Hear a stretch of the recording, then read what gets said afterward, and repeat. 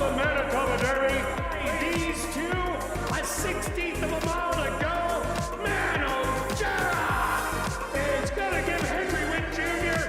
his first Manitoba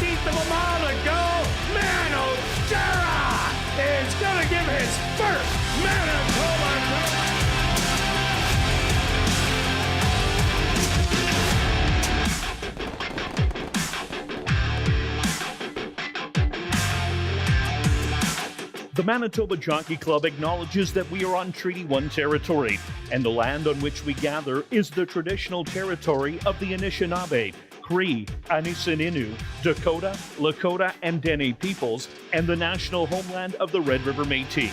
We pay our respects to the First Nations and Métis ancestors of this land. And welcome everybody to ASD Live, brought to you by Manitoba Liquor and Lotteries. Day 27 on the racing calendar. Quick look back at last week's racing action. Who was hot? Well, on the trainer side, Lee Delaron, he was able to put together 3 wins over the 2 days. And right behind him, Devin Gittins and Shelley Brown, they both had 2 winners. And so Lee Delaron has taken a stranglehold on the trainer standings with 17 wins. And on the jockey side, Dane Dawkins, Antonio Whitehall, Ronald Alley, and Ronaldo Cumberbatch all had 2 wins. So it's really tightening up in the jockey standings. Praven Badri on top with 26, Antonio Whitehall with 24, Demario Bino with 23, and Ronald Alley and Ronaldo Cumberbatch with those 2 wins. They're at 19 stretch. What did you see on the racetrack last week? Yeah, just kind of start with commenting. The last few weeks have only been 2 days, but we've had some real good racing, big fields, very large betting handles. So it's one of those, when the pools are as big as they are, you really can take your shot. If you really like a horse, you can step up a little bit or play an exactor, whatever. Just for example, the last race paid so well. Who did it ever? And you could have made it any size and not worried on that. I think the 2 cards this week, very similar. I think the same kind of results. Take your shots, go from there. Kind of comparing the track surfaces, very comparable, a couple lengths slow, but more of a fairer track. I was looking back at the results, going over them. You had some gate to wire, as you always will, and some closers. You could kind of come from all over the back, the outside or inside. And then last Monday kind of talked about how we picked a lot of winners, or a fair amount of winners, didn't make any money. Interesting, this past week, we picked a few less winners, but we made money throughout the week. So it's all about the betting. And so let's try to do both this week and kind of keep it going. One other comment about this week's cards. We have a big range of races. We go from the high-level allowance fields to the condition races to some bottom claimers. So very mixed. I think it's going to be an interesting couple days. Yeah, no doubt about it. This is your last 2 chances to take home the pick 5 before the mandatory payout on Derby Day.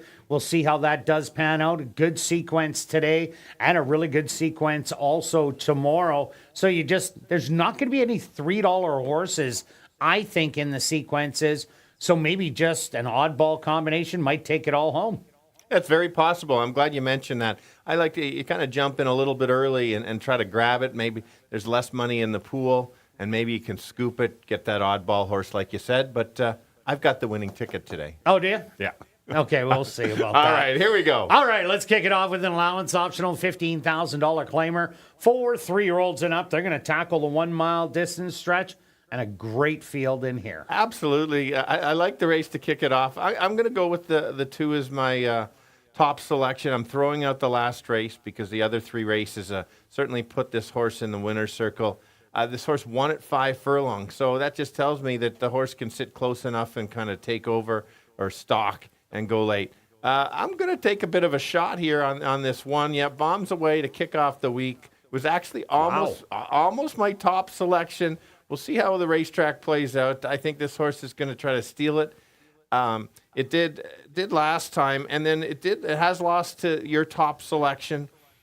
But there was a little bit more speed, and I just, yes, this horse is moving up in class, but maybe we've got a kind of warm day. Maybe we can kind of steal it. Everybody can sit back, and maybe it doesn't win, but I'm going to get a nice price and maybe at least complete the exacta. Yeah, no doubt. Stretch the last 3 weeks, going a road of ground around 2 turns, whether it be 7 or a mile or 7.5. Whoever has made the front end, they've been tough to catch. We've seen a couple of sprinters that like going 5 furlongs do the stretch out, hit the front end. You liked them both. I didn't. And they ended up going wire to wire. So maybe that'll play into your handicapping with this warm weather. I took number 6, Willa's Chill. Doesn't sit far off it. Won for the 4,000 non-winners of the year rather convincingly. First time out, but it was his second win. Absolutely destroyed him in the first level allowance. And that wasn't an easy field. We've seen Totalizer come back and win the second level allowance sprinting.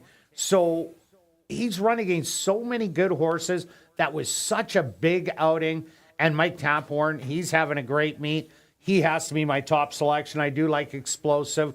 All the same reasons as you, taking the drop. And then what about Magnificent Mario? Back-to-back wins, jumping up the ladder, winning the allowance non-2. Then the first level allowance does go up a notch here, but I just like playing the hot horse. So I'm 6-2-4. Yeah, and I'm 2-1-6. All right, on to race number 2. We have an allowance race from Manitoba, Saskatchewan, North and South Dakota bred 2-year-old maidens. They're going to go the 5 furlong stretch. You like Mr. Splash? Yeah, as do I. For sure. So we've got, only the one horse is the only second-time starter. Rest are firsters. I could have used the one as a replay horse, but just take a quick look at this.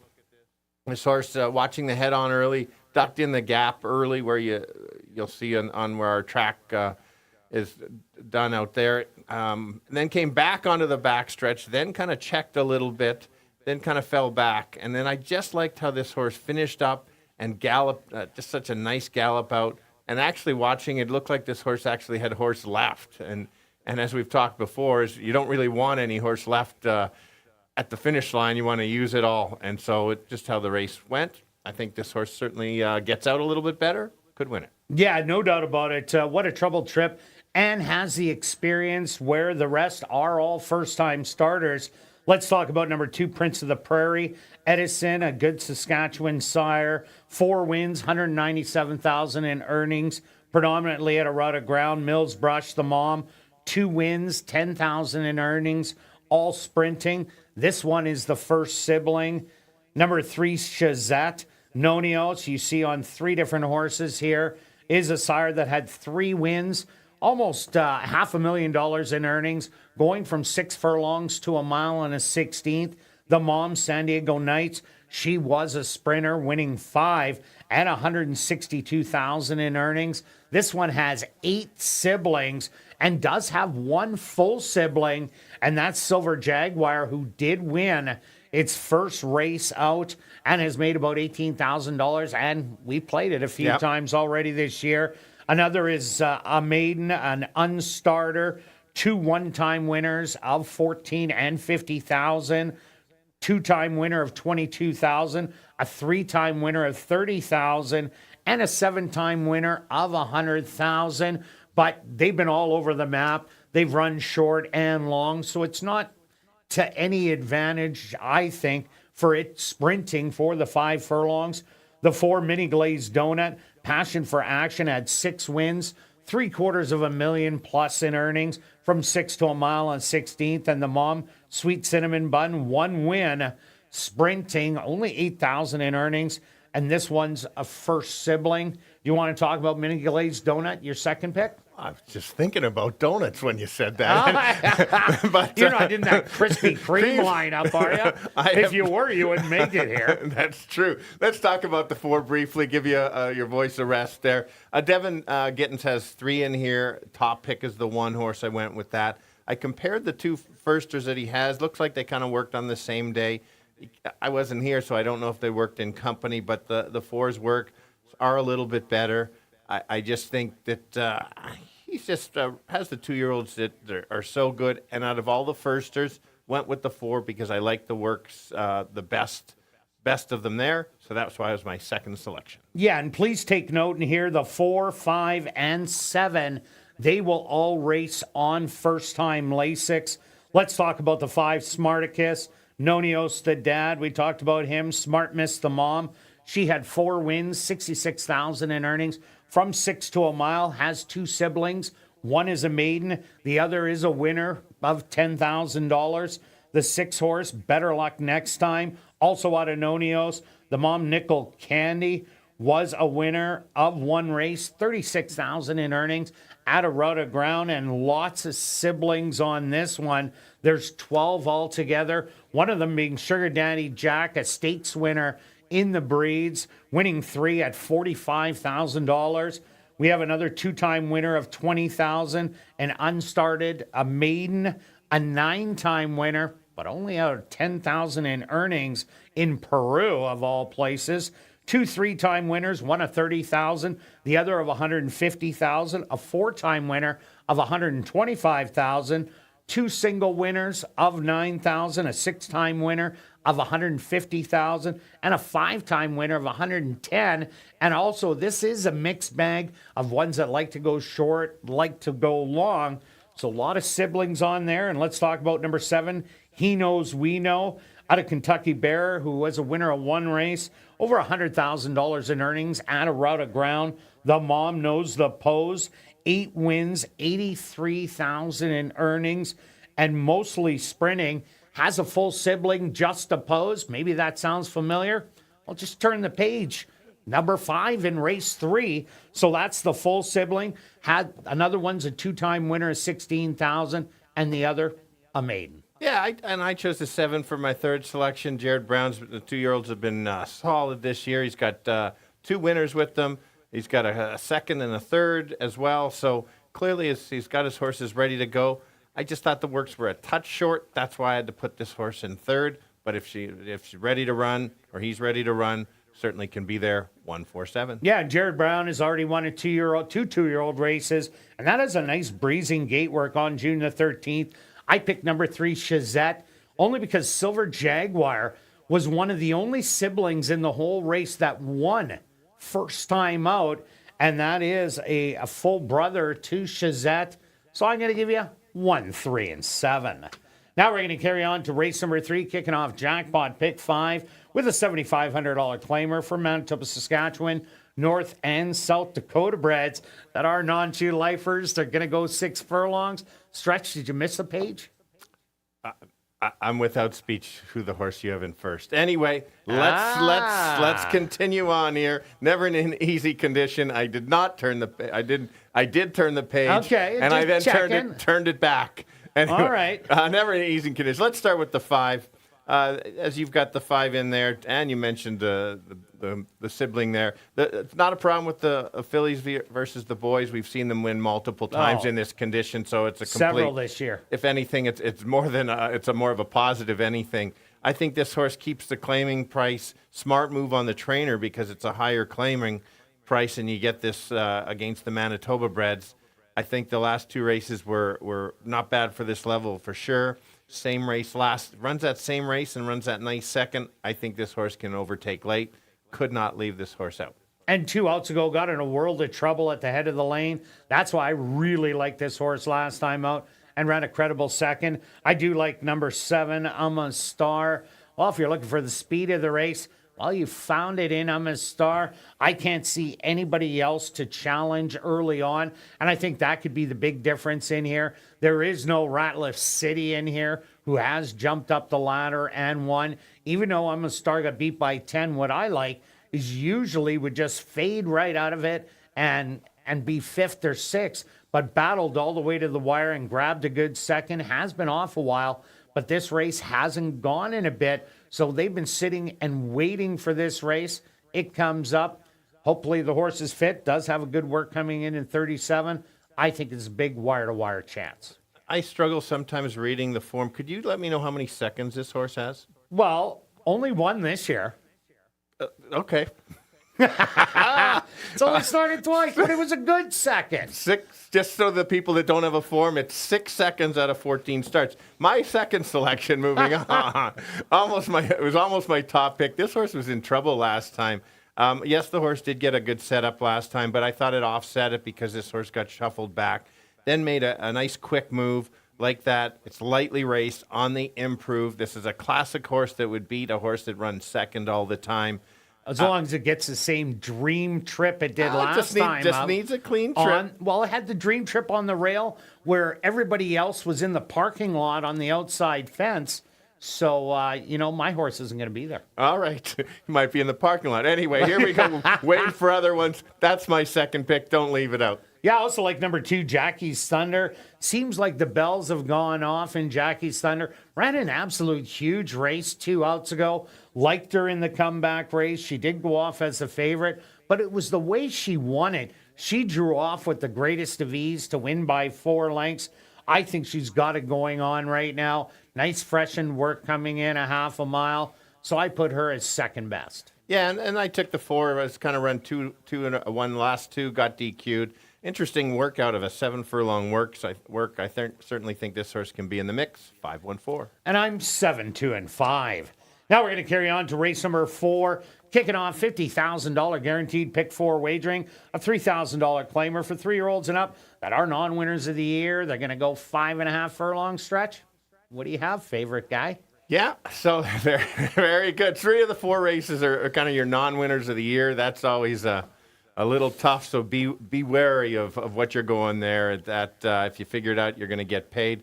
I have a big rule: don't like don't like a horse too much in these non-winners race. Yeah, no doubt about it. And so I'm going to like this horse just enough, but not too much, because I do like this horse like I said, as much as I can. I've liked him in the last 2 starts against that's better. Why, at least you jumped off board. So I'm going to single this horse for sure.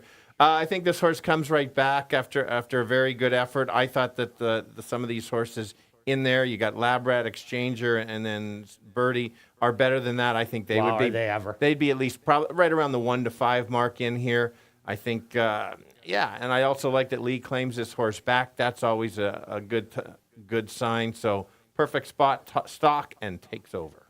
Yeah, no doubt about it. What I see in here, a lot of speed. Herbie, the 2, the 3, Goldeneye, the 6, Drizzy, and the 8, You're on the Money. All they're running is forward. So I could see a big log jam going on. So I'm going to go back to number 4, Will Knows, who's done really well last year.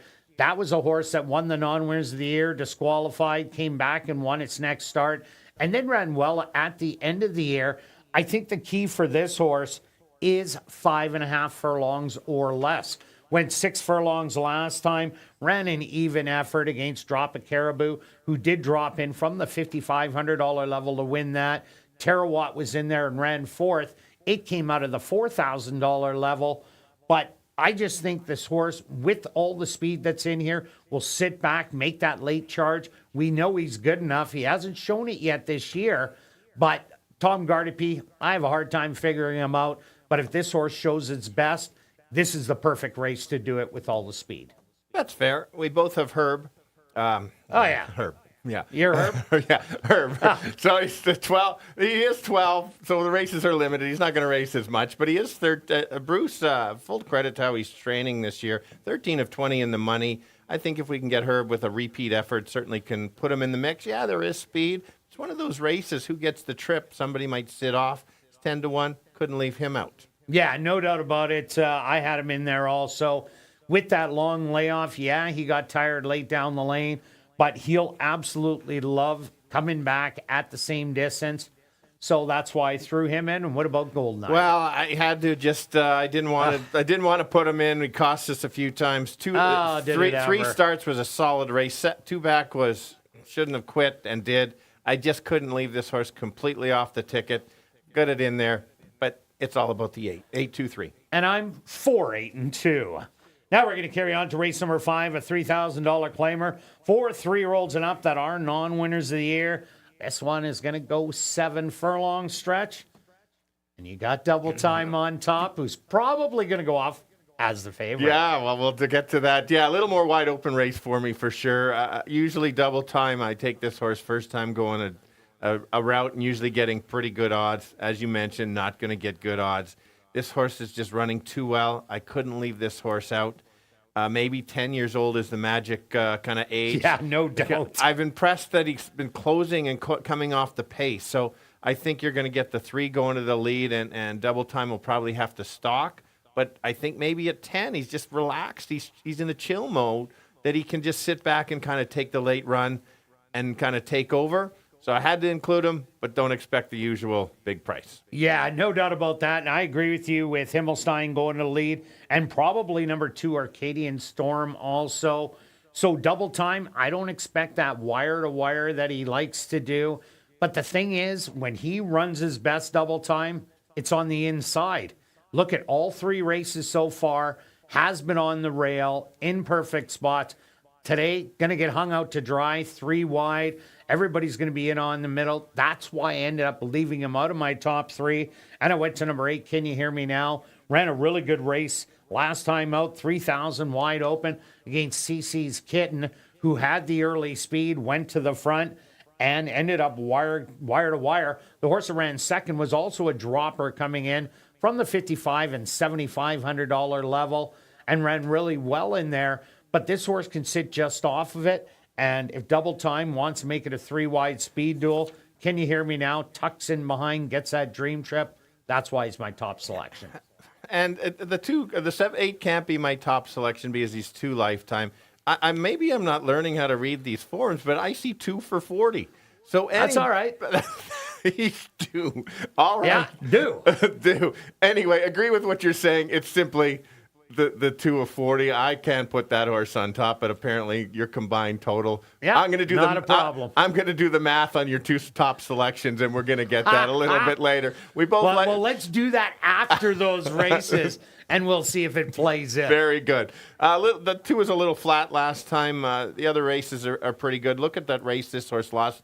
Will the Chill by only 3. Runs that race. Horse wins the race. 7-8-2. Yeah, and ride him. Even the race after that was also a huge one. So I'm going to give you 8-5-2. Now we're going to carry on to race number 6, an allowance optional $10,000 claimer for fillies and mares 3 and up. They're going to go the 7 furlong distance stretch. Dixie Mo. Yes, so A little bit of second-itis there in the last 2 years. Coming from you.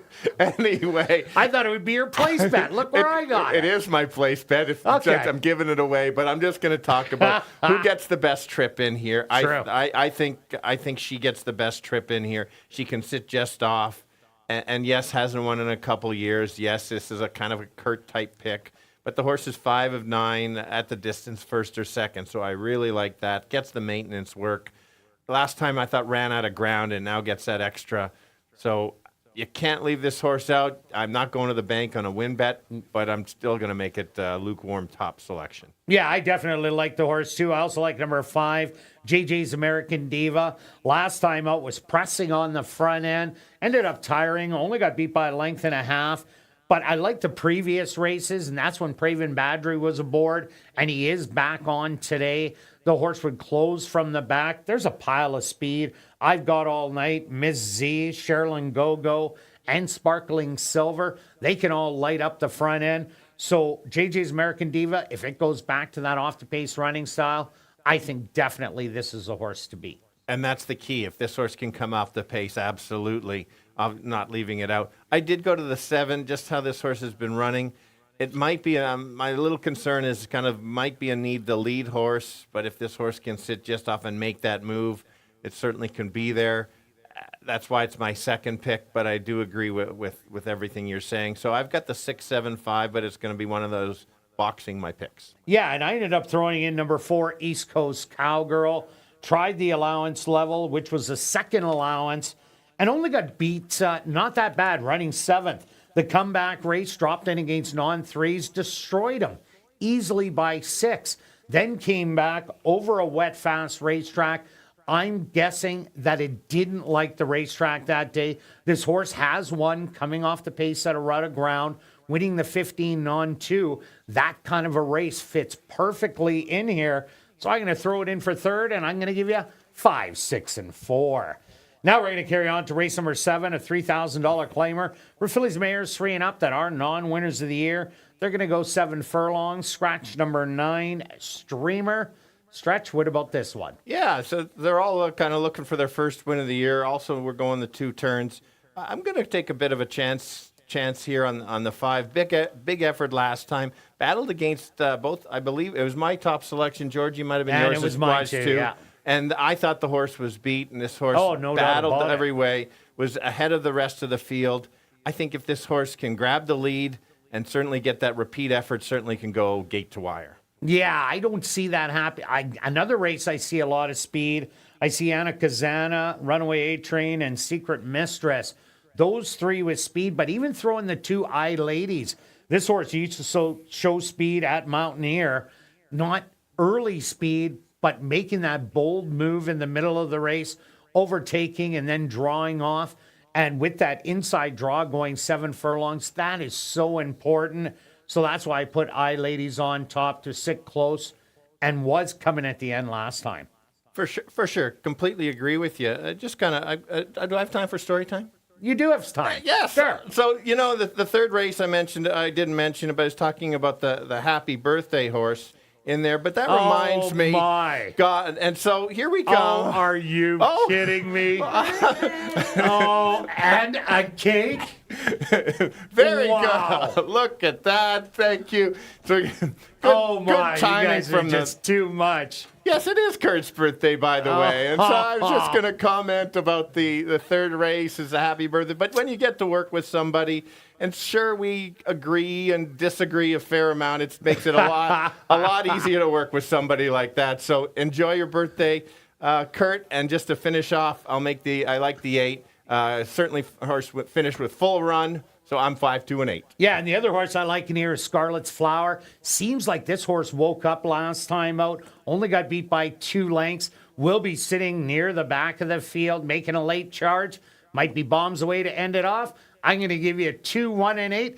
Good luck with all your selections this evening. And I'll be right back with probably a little cake on my face and the changes on this evening's Card of Racing.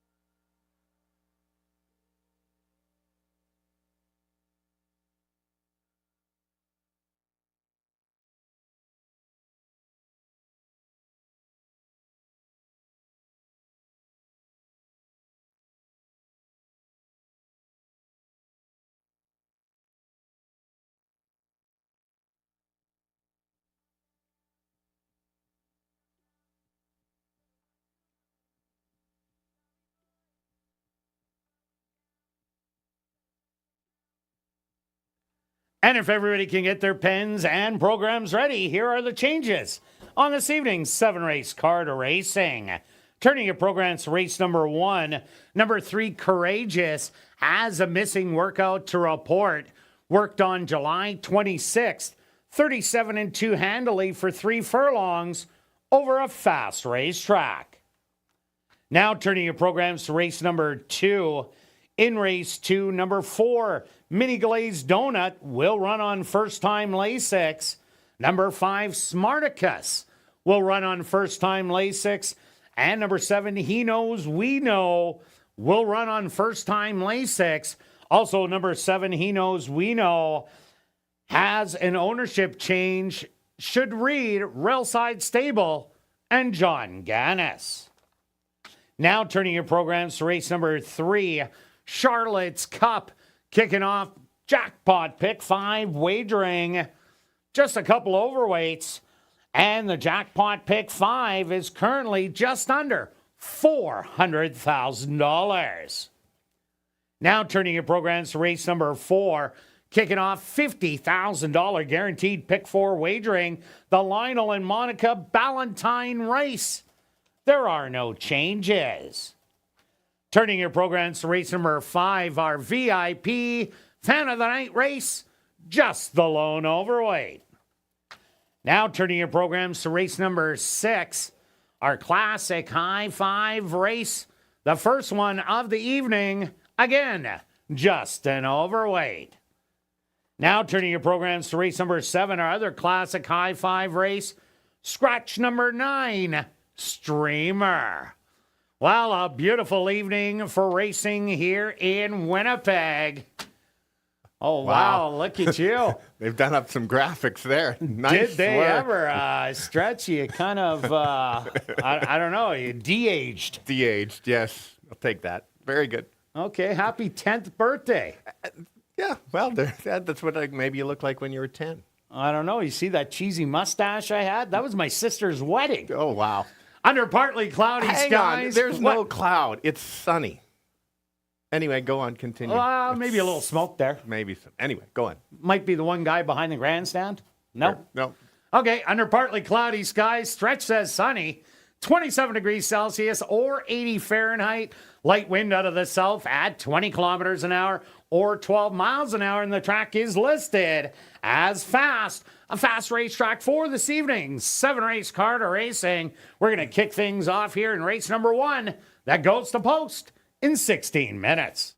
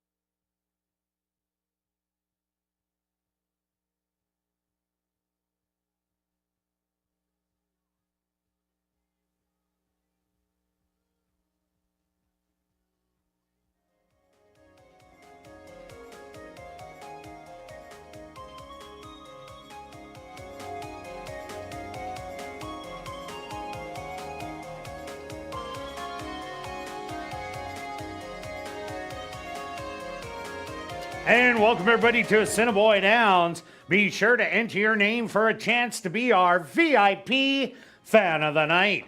Ballots are available in the lobby. If your name is picked, you're going to get the VIP treatment, including a $25 wagering voucher, an ASD t-shirt, an ASD ball cap, autographed by myself and Stretch.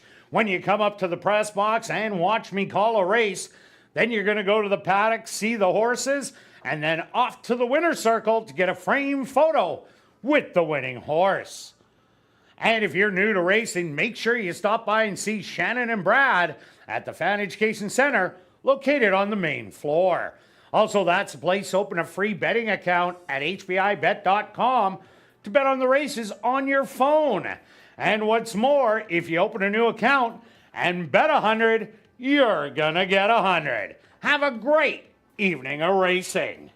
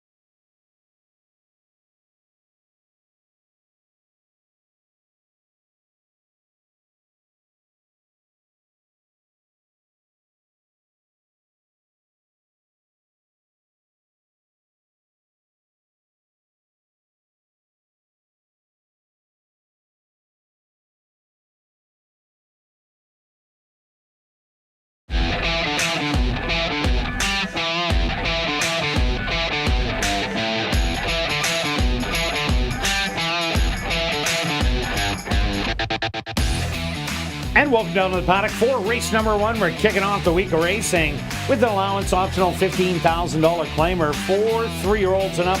They're going to tackle the 1 mile distance. A missing workout on number 3, Courageous, July 26, 3 furlongs. 37 and 2 Handley over a fast racetrack. But Stretch, who do you like in the first? All right, let's go to the explosive, the 2-horse here. Jake's on camera today. He's found my top selection right away. Last race, I'm just going to throw that race out. Just wasn't his day. The 2 back, yeah, maybe he was 7 beaten 6, but still, that was a pretty good field, full field of 9. And then you go 3 back at 5 furlongs and won the race. Now drops to the right spot against that just slightly a little bit lower level. I think this horse is better going the 2 turns anyway, and so I'm going to get a better price because of that 11th beaten 17. Like I said, I'm tossing that race out. This horse comes right back, and look at last year going a mile, won this condition by 3. And this horse has changed barns from the Lise Pruitt barn, and Steve Keplin used to have this horse last year, so he knows all about explosive. I went to number 6, Will Is Chill. Will Is Chill, 2 big races this year. 1 for 4,000 when he was wavered in. That was a dream spot. But then came back at the first level allowance. I didn't give him a big shot in there, but wow, the race that he ran, he absolutely destroyed him by 6 lengths. The horse that ran second came back to win at a second level allowance. The horse that ran third also came back to win at the first level allowance. So that was kind of a key race for Will Is Chill. Same kind of effort as last time. I think this is the horse to beat. Yeah, that's fair. Clearly, this horse should have been on the dirt sooner because it was at the start and then went on the synthetic and just another level. Don't disagree with you. I'm going to be Catch Me If You Can on the 1. Frisco Kid, this horse showed speed last time, battled and kept going. Liked him last time. 2 starts ago, there was a fair amount of speed in here. Yes, did lose to Will Is Chill by 9, but I just think after a win, this horse certainly is going to get more confidence. I think there's less speed in here, and just how the track hopefully plays, maybe can steal it at 12-1. If not, it's going to complete my exactor that you should include if you're playing exactors, Kirt. Yeah, and another horse to look at, number 4, Magnificent Mario, is on a roll since arriving from Woodbine. Back-to-back wins, winning the allowance non-2-lifer, then the first level allowance, a hard-fought victory over Starship Chewbacca, who has run in that first level allowance, ran second back-to-back, but both courageous efforts. So Magnificent Mario has gone around 2 turns several times, but it's going to be interesting what Antonio Whitehall wants to do in here, whether he wants to go to the lead and maybe force the issue or sit back. I think he's going to be more forward in the field, trying to go after him, looking dynamite in the paddock there. So I'm saying don't leave out the 4. For sure. I've got to talk about the 5 because it's coming out of the same races as the 2. One's 5-2, one's 5-1. Hasn't shown that much here at ASD. I'm going to give a couple excuses on this horse. That 2 back, at least closed some ground. Looks like this horse is better going a little bit longer when it was at Lone Star. And so he gets the 2 turns. If there's a bit of a battle, maybe this horse can show up, makes that big drop in class from the stakes to the allowance level. And number 3, Courageous, had only 2 starts so far this year. First time out with sprinting, but this horse likes going a rudder ground. Went to the front end against Frisco's Kid, put on some pressure, and then succumbed to the pressure in the end. It's not going to get any easier with Magnificent Mario, who I think is going to be forwardly placed in here. So Courageous, best running style is on the front end, so doesn't suit it today. Stretch, let's go to our wagers here in race number 1. What do you like? All right, just taking a small place bet. 20 place on the 1 on a bit of a long shot. We'll see what happens. All right, I'll spend 22. I'm going to key the 6 in here. Then I'm taking the 1-3 in race 2. Rounding it out with just the 7. That's only $2 for a $1 pick 3. I'm taking a $10 one for 20. Good luck with all your wagers here in race 1. We'll see you back for race 2.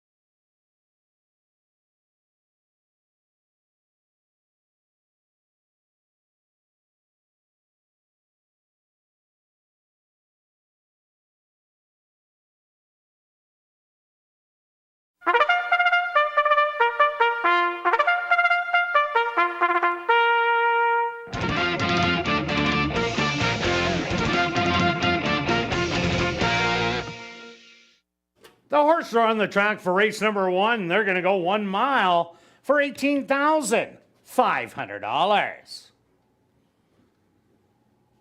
Number 1 is Frisco Kid, owned by Afrey Erfall, trained by Lee Delaron with Dane Dawkins. Number 2 is Explosive, owned by Arneson Farms, trained by Steve Keplin Jr. with Praven Badry. Number 3 is Courageous, owned by Hetty Kling, trained by Maria Stanford with Sven Baurup. Number 4 is Magnificent Mario, owned by Kirk Sutherland, trained by Rick Wise with Antonio Whitehall. Number 5 is Fast Traffic, owned by Henry Wood Jr., trained by Lee Delaron with Ronaldo Cumberbatch. Rounding out the field is number 6, Will is Chill, owned by My Three Nieces Stable, trained by Mike Taphorn with Ronald Alley. Post time for race number 1, approximately 3 minutes away.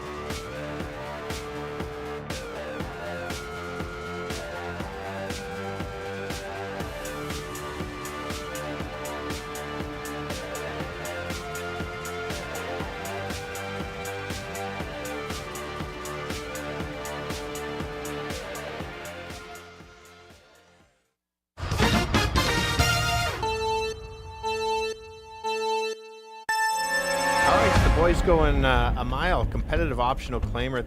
Public's got it down to a match race between the 2 and the 6. I'm going to take a chance on the 2 as my top selection. Has that back class coming from stakes race. The last 2 maybe not so good, but certainly likes the distance. Steve Keplin gets the horse back. Watch out for that. Who's a bit of a long shot that could try to steal it? That's the 1 along the rail. I think he's going to go as fast and as far as he can go and see what happens.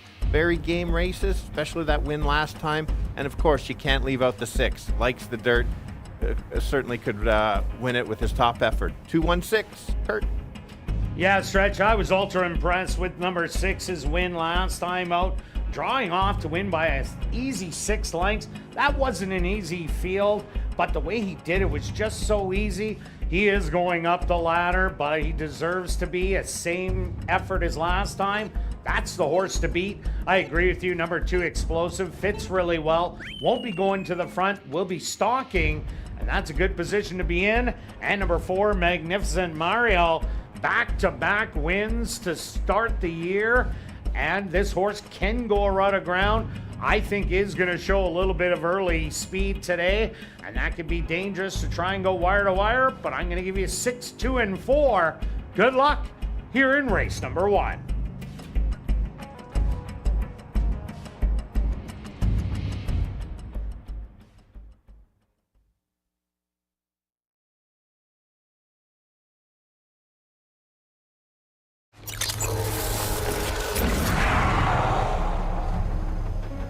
It's now 2 minutes to post time at ASD.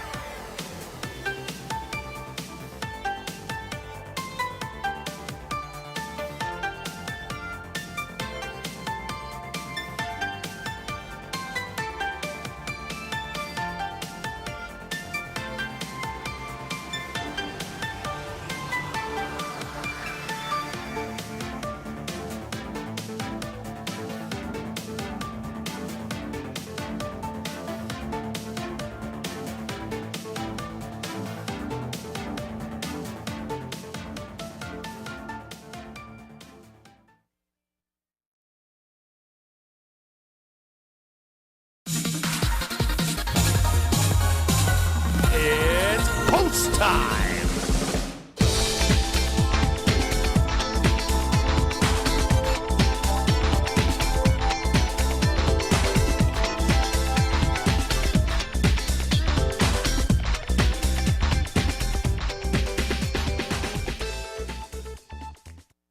Frisco Kid, the first one to step into the starting gate. Next up, Explosive.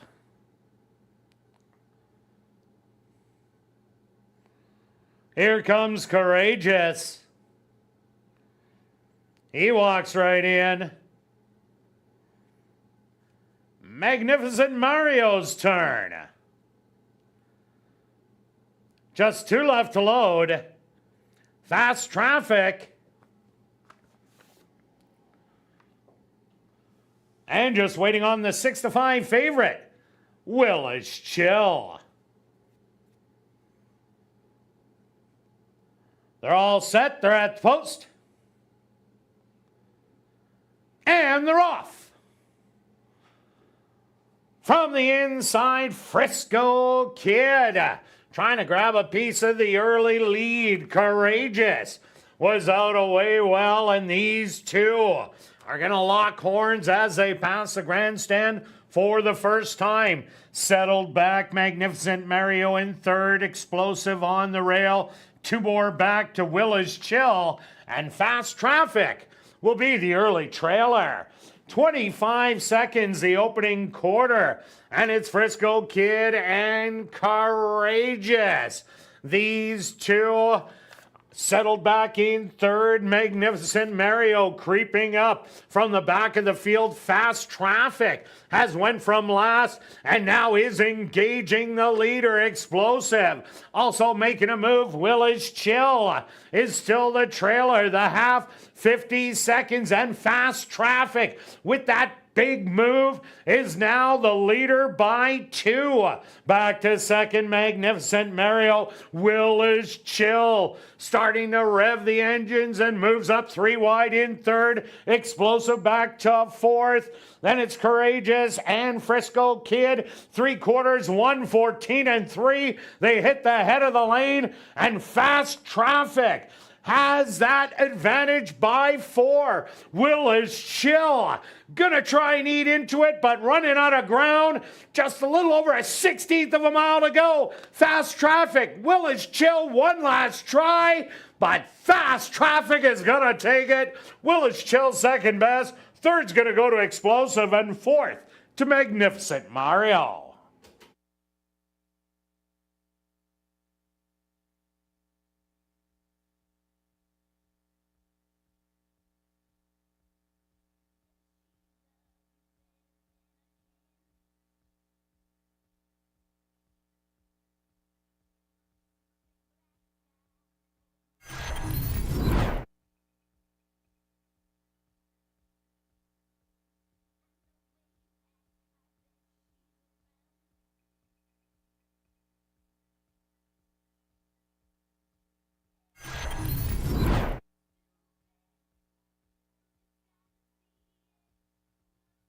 The stewards have posted number 5, Fast Traffic, as your unofficial winner. Second goes to number 6, Willa's Chill. Third to number 2, Explosive. And fourth to number 4, Magnificent Mario. They went the opening quarter, 25 seconds. The half, 50 seconds. 6 furlongs, 1:14 and 3. 7 furlongs, 1:28 and 2. Time for the mile, 1:42 and 3.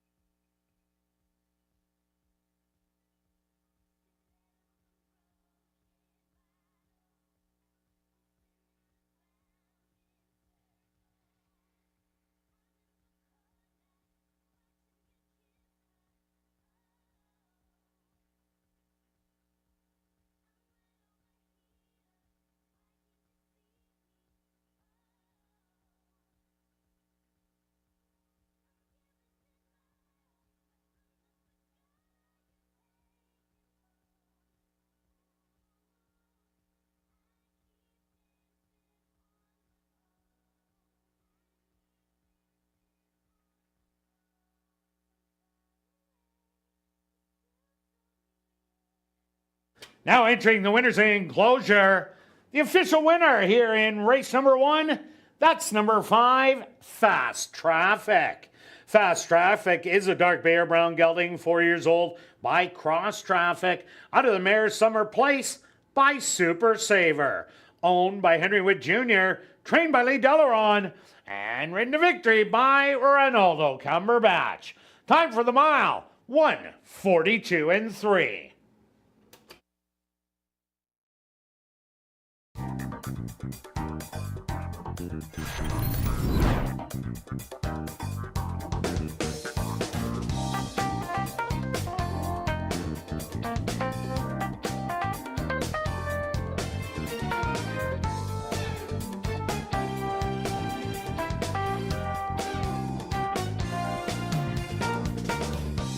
Race 1 is official in the upcoming second race. Kicking off, rolling daily doubles and another pick 3. Number 4, Mini Glazed Donut, will run on first time lay 6. Number 5, Smarticus, will also run on first time lay 6. Number 7, He Knows We Know, will also run on first time lay 6. Number 6, Better Luck Next Time, the ownership should read A2 Thoroughbreds and True North Thoroughbreds. And number 7, He Knows We Know, the ownership should read Railside Stable and John Gannis. Post time for race number 2, 14 minutes away.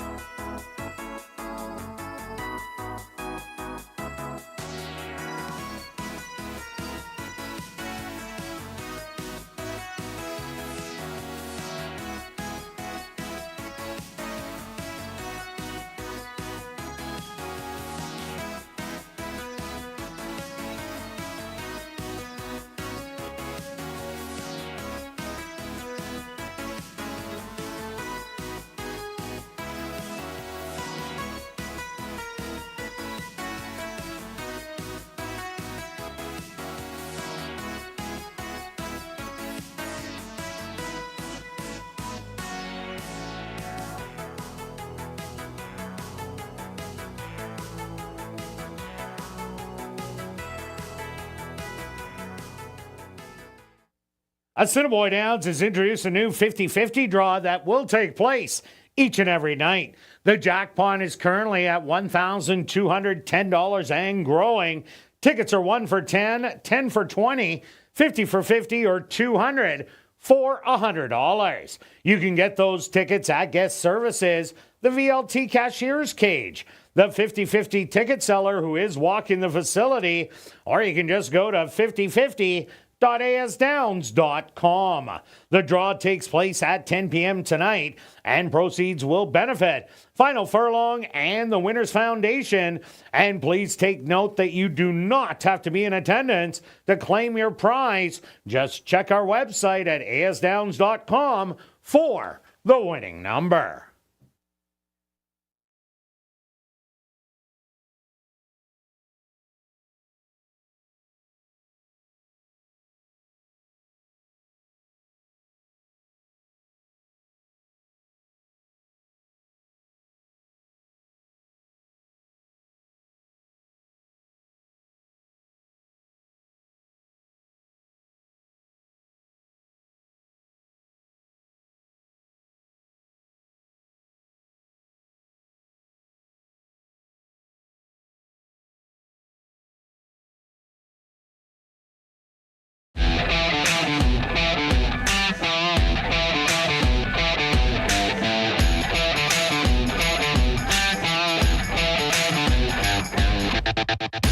And welcome back down the paddock for race number 2. We have an allowance race for Manitoba, Saskatchewan, North and South Dakota bred 2-year-old maidens.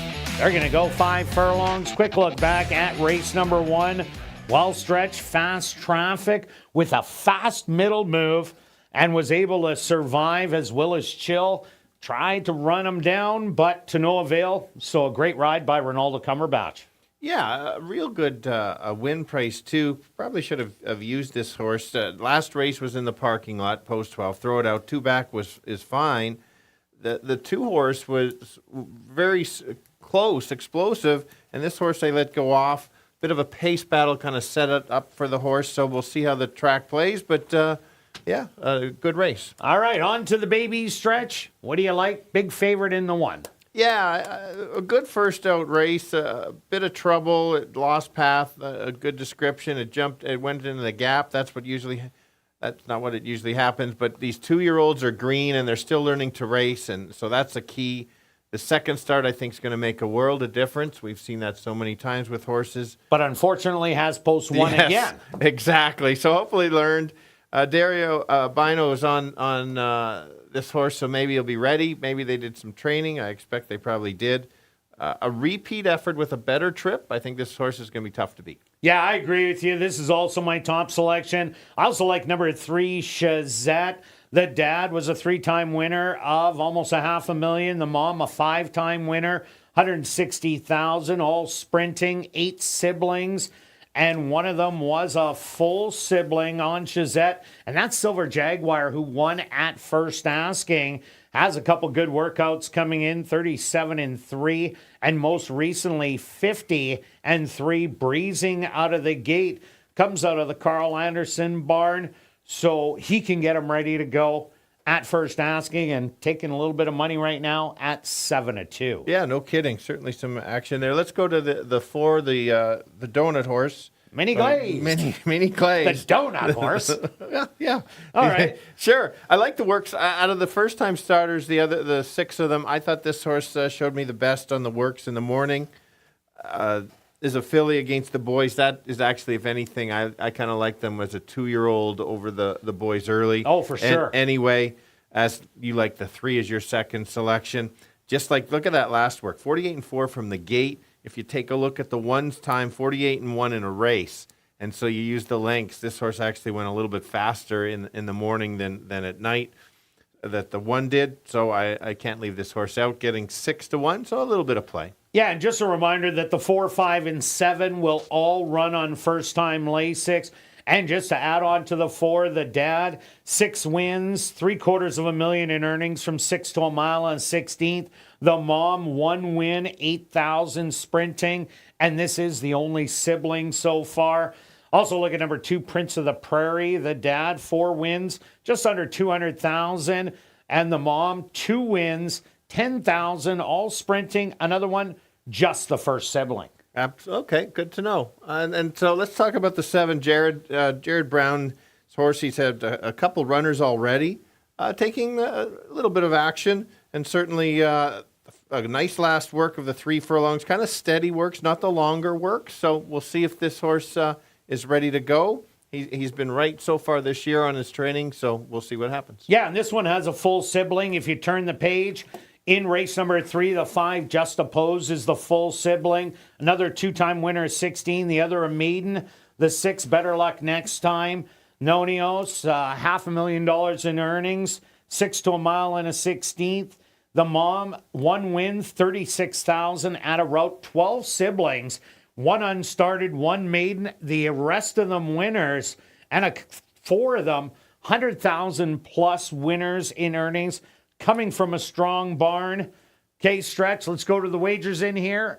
What do you have? Well, if you didn't know or forgot, there's rolling doubles. Yeah. Jumped on board on a rolling double. Keying the 1 in here and taking the 1 and 5 in the next. Leaving out the horse that always runs second. Oh, okay. And myself, I'm going after the tractor in here. I'm going to take 1, 3 all. That's $5. Then I'm going to go the wedge, 1 all and 3. That's $5. I'm going to make it $2 one, so $10 each. I'm going to spend 20. Good luck with all your wagers here in race 2. We'll see you back for race 3. Kick it off, jackpot, pick 5 wagering.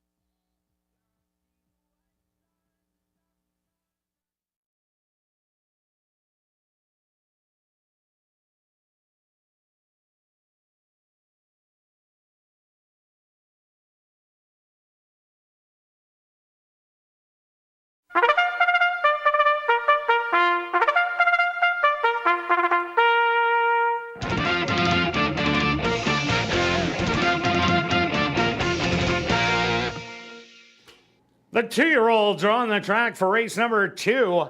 They're going to go 5 furlongs for $20,000. Number 1 is Mr. Splash, owned by Larry Falloon and Champion, trained by Devin Gittins with Demario Bino. Number 2 is Prince of the Prairie, owned by Greenlaw Farms and Florent Rivard, trained by Carl Anderson with Dane Dawkins.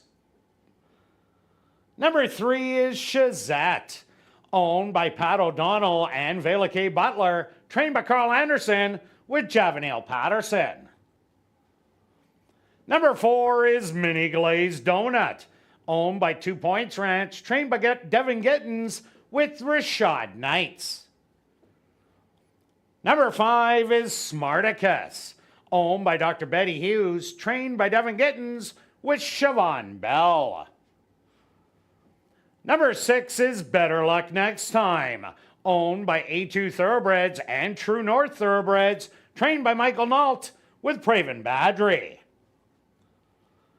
Rounding out the field is number 7, He Knows We Know, owned by Railside Stable and John Gannis, trained by Jared Brown with Ronald Alley. Post time for race number 2, approximately 3 minutes away.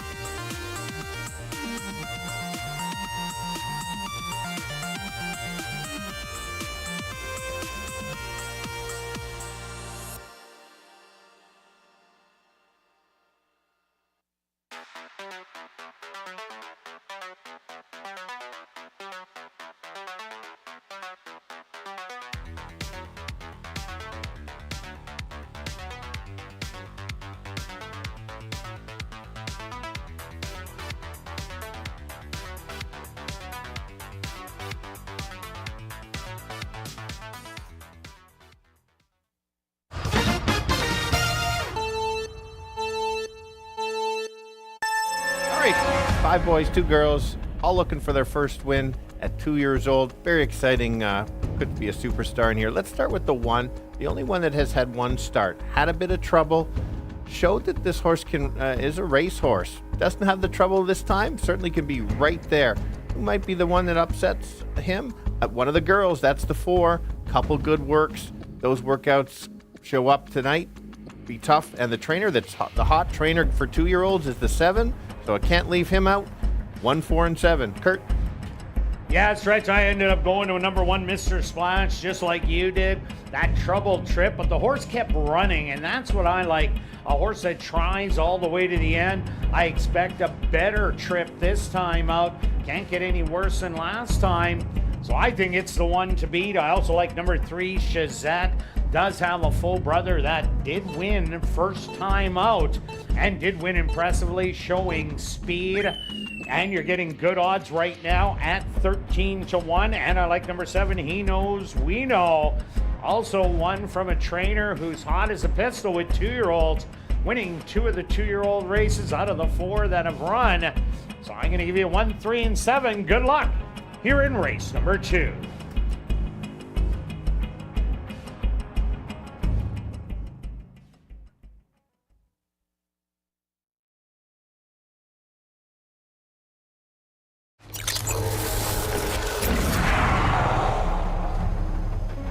It's now 2 minutes to post time at ASD.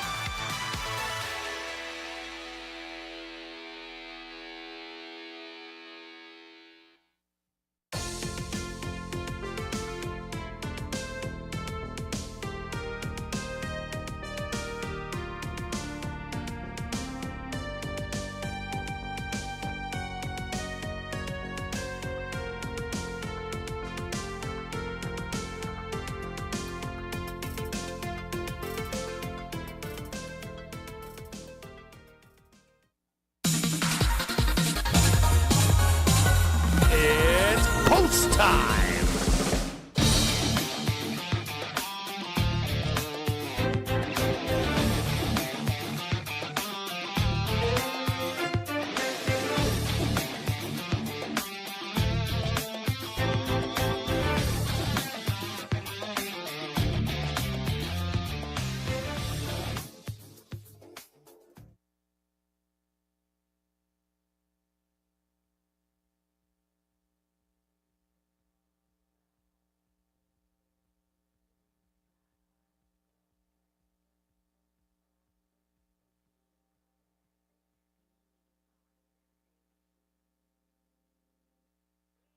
Mr. Splash, the current 2-1 favorite, leads the 2-year-olds into the starting gate.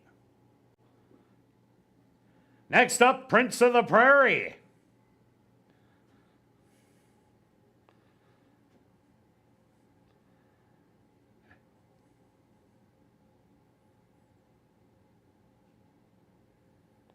Mr. Splash, a little fractious in the gate. Shazette now steps up. And in. Here comes Mini Glazed Donut.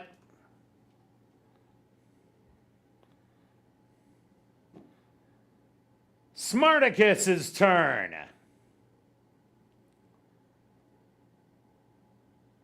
Just 2 left to load. Better luck next time. And just waiting on He Knows We Know.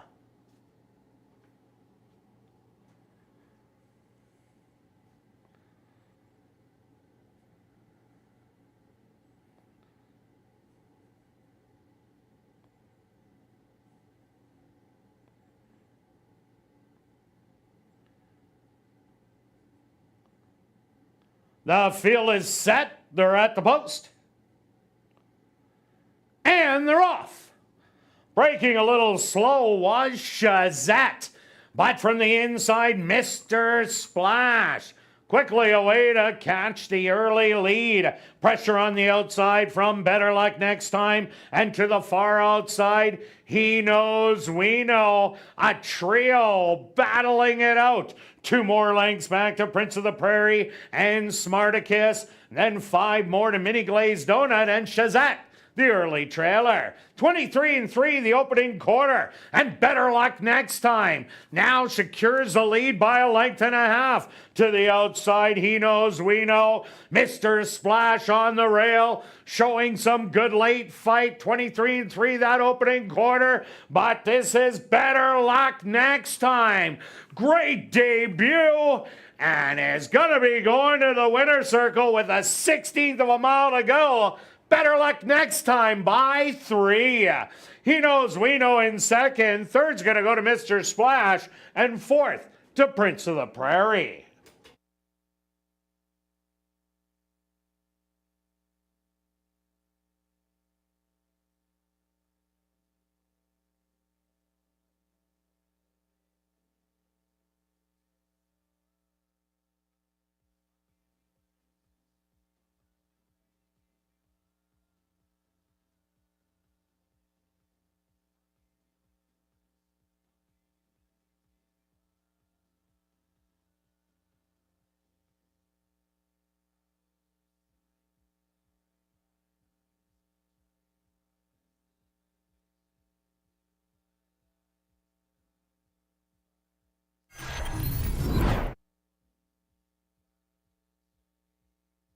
The Stewards have posted number 6, Better Luck Next Time, as your race winner. Second goes to number 7, He Knows We Know. Third to number 1, Mr. Splash. And fourth to number 2, Prince of the Prairie. They went the opening quarter 23-3, the half 47-3. Time for the 5 furlongs, 101-1.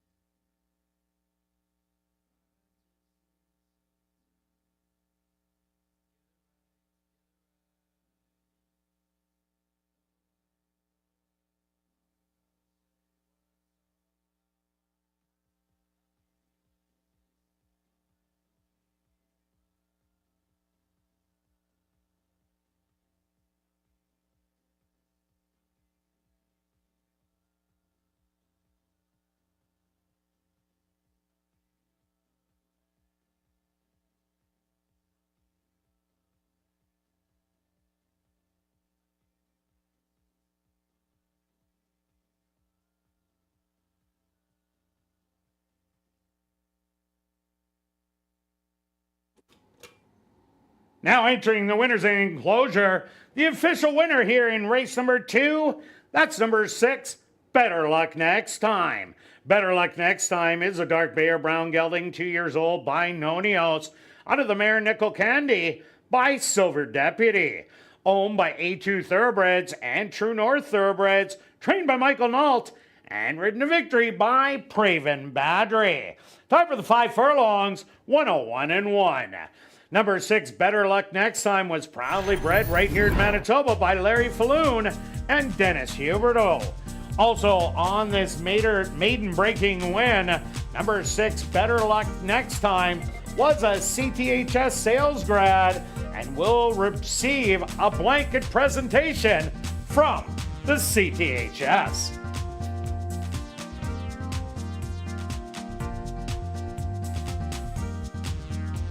Race 2 is official in the upcoming third race.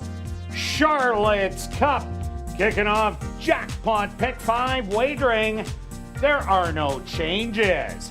We'll carry on with the rest of the changes in this evening's Pick 5. There's no changes in races 4, 5, or 6. Turning your programs, race number 7, scratch number 9, the also eligible Streamer. Charlotte's Cup. Here in race number 3, kicking off Jackpot Pick 5 wagering. They'll go to post in 14 minutes.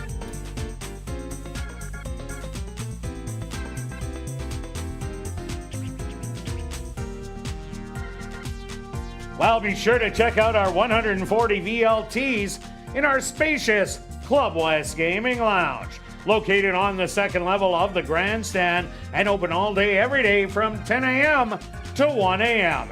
And tonight and every race night, we will be drawing for $500 cash at 11:30 p.m. in the VLT Lounge during Crazy Hour. And a reminder that free family fun activities will be featured every Monday in July and August, as well as Monday, September the 2nd. Free activities will include bouncy castles, face painting, and live entertainment. All the fun starts at 6:30.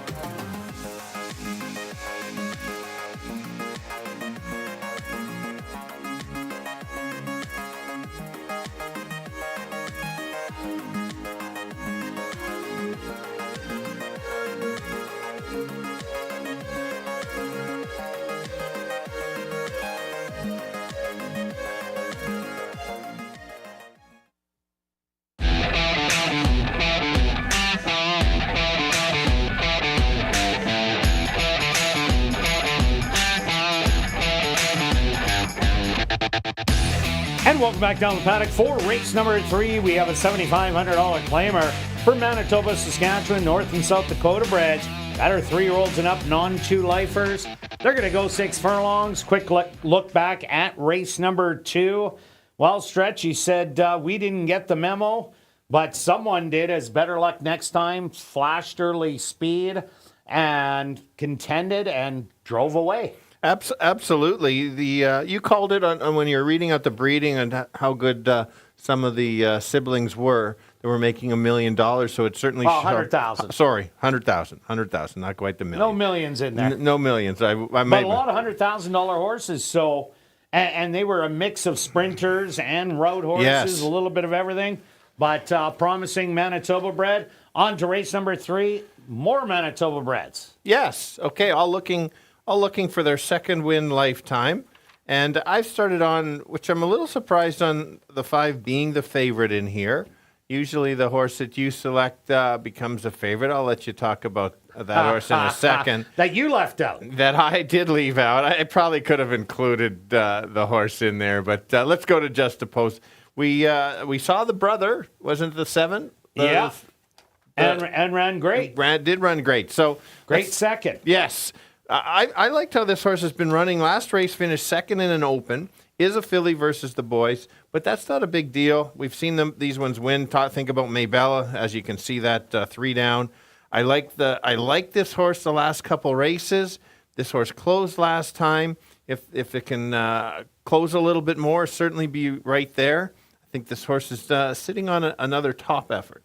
Yeah, no doubt about it. And that troubled trip 2 outs ago, that horse would have been even closer to Cussin' Cat and probably would have been second in that race. I did go to number 7, a Star.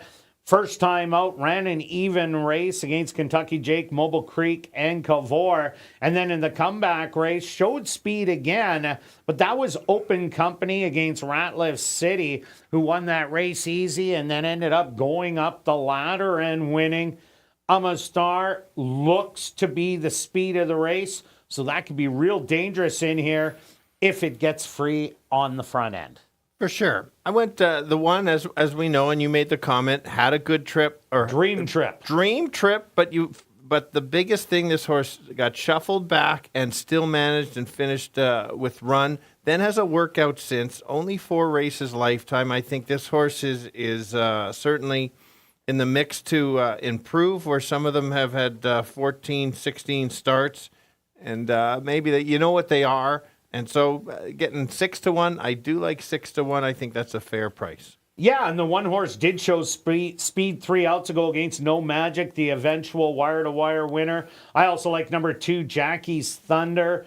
Wow, she's really got it going this year. First time out, hit a real tough one in driving, who came back to win. Then ran a good one against Awareness Autism and Dark Cloud of Smoke. Awareness Autism came back to win. And then Jackie's Thunder last time out stalked the speed and drew off to win real easy by 4 lengths. If that is the Jackie's Thunder we've seen, that winner by 4 lengths in the last start, big shot to win. Yeah, my third selection is the 4 in here. This horse has won back-to-back races, yes. Got disqualified, then came back. Wasn't a fast time, but did have some trouble. So, again, overcame the trip. I think the horse would have won by a little bit more with a clean trip. Then has 2 workouts. Take a look at this. I double-checked this. 7 furlongs, and then goes 3 furlongs and a 7 furlongs. This horse will not have a problem going the 6 furlongs. Be ready to go, kind of like it had a couple races since the last one. Yeah, and it stumbled coming out of the gate and was still able to sit close and drive on for the win. Also look at number 6, Devil's Time. Really hasn't been able to get it going. Beaten double digits last time out, but it was kind of easy to get beat by Not Afraid by that much and Daddy's Rare Edition. There isn't either of those kind in here. We'll find this a lot easier. I don't think it's sitting on a win in this condition, but definitely testing the easier ones, making the second start of the year. This one can hit your top 4. For sure. And let's go to the 3 happy birthday. And trainer Maria Stanford, it's her birthday. Yes. Today. And so if you basically a name play here, and like you said, the trainer's birthday, horse is named Happy Birthday. It's your happy birthday today, Kirt. So should I bet it to win? Well, you've got to. Now, you don't get paid as much as last week. Yeah. If it was your birthday on July 22nd, you would have been cashing a lot more. This horse did get a duel last time, set it up and made a late close, but this is another one of those improving horses. And so why not again? It's somebody's birthday today. There's 2 birthdays, so It's a name player. Well, I don't want to have 2 birthdays. I'm already old enough. All right, let's go to our wagers here in race number 3. Jackpot pick 5-time stretch. What do you have? Yeah, pool's already in. We're gonna really get up there. It's climbing fast, probably over 450,000. Let's go. Just one ticket, and that's Wow, 1 ticket. yeah, just one ticket today. Okay. Yeah. Wait till you see Conservative stretch. Wait till you see I haven't pick. seen this. This changes into pick 4 though. Okay. 1, 4, 5, and 7. Taking a shot. Key in the 8 with 2, 7, and 8. 5, 6, and 7 with 2, 5, and 8. And myself, I'm going to take a shot, key the 7 in here. Then I'm taking 1, 2, 3, 4, and 8. Then 5, 7, and 8. 4, 5, and 6. Round it out with 1, 2, and 8. That's $27. Good luck with all your wagers here in race 3. And we'll see you back for race 4.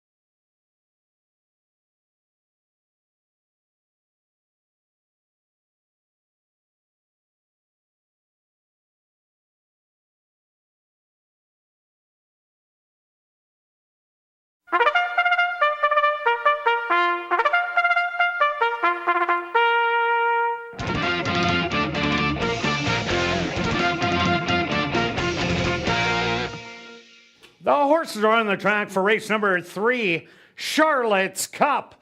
They're going to go 6 furlongs for $10,100.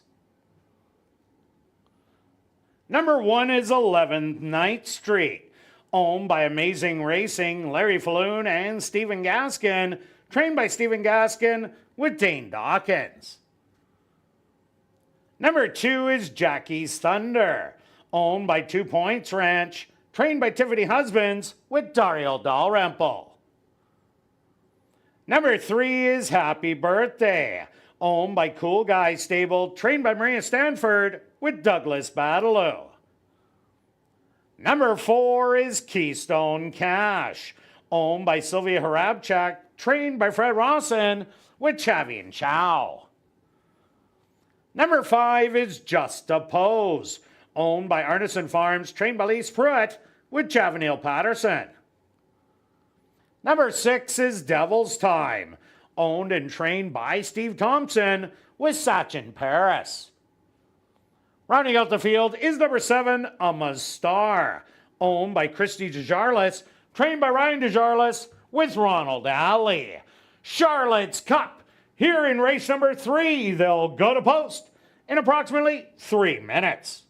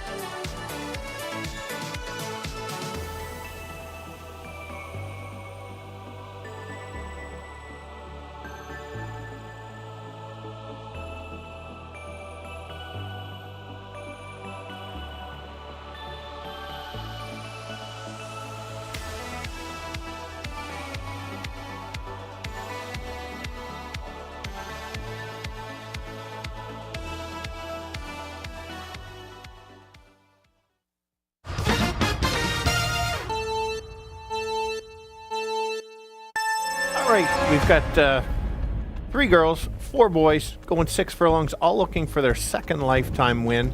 Current favorite is the 7, but I'm going to go elsewhere to the 5. Real good race last time, trouble a race before. Should sit just off the pace and kind of make a late move. Like how she's been running, I think she can beat the boys. Let's go to the rail. This horse won the maiden race, first lifetime win. Looked good after some, again, trouble, getting 9-1. That's your value play.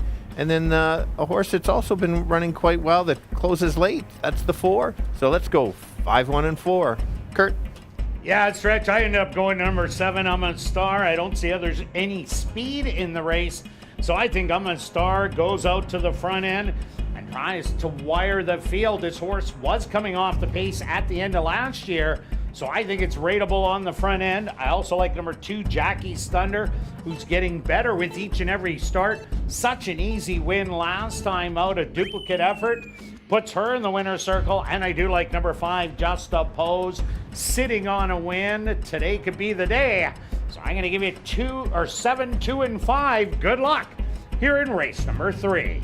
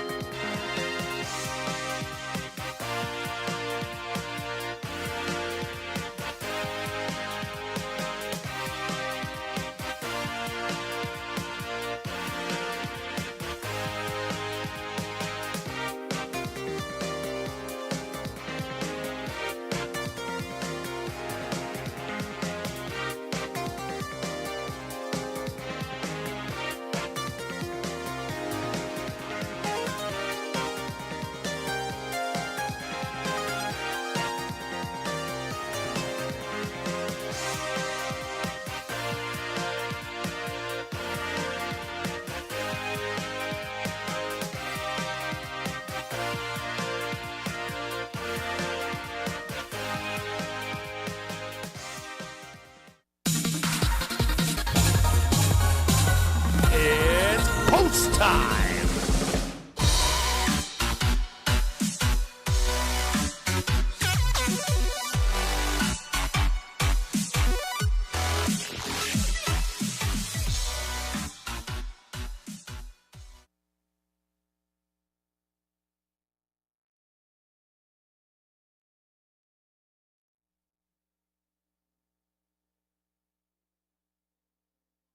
#11 9th Street, the first to step into the starting gate.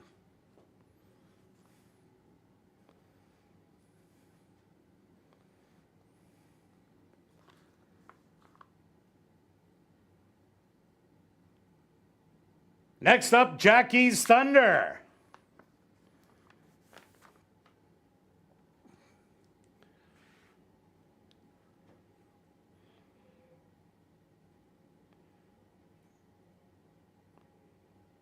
Here comes Happy Birthday.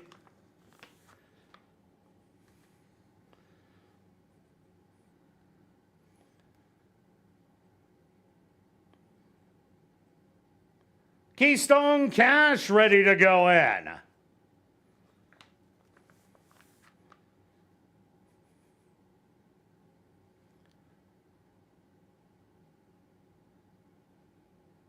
Just a Pose now finds her spot. Just 2 left to load.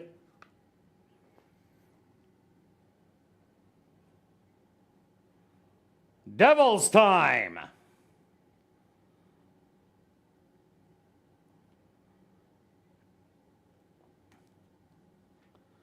And now just waiting on I'm a Star, the current 6-5 favorite. Happy Birthday, fractious in the starting gate. There'll be a slight delay into the running of race number 3.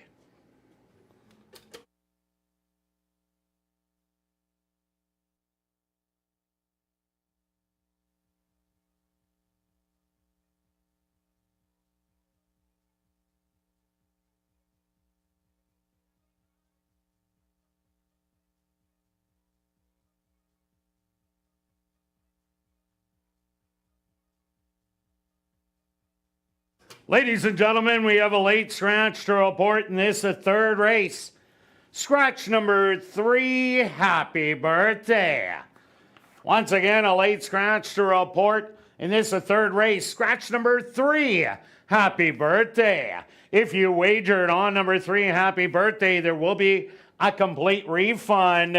If you have number 3, happy birthday, in the second half of your rolling doubles, there will be a consolation payout if it's alive in your pick 3s, or if you're going to leave your pick 5 ticket with it in it, the favorite at post time will be substituted.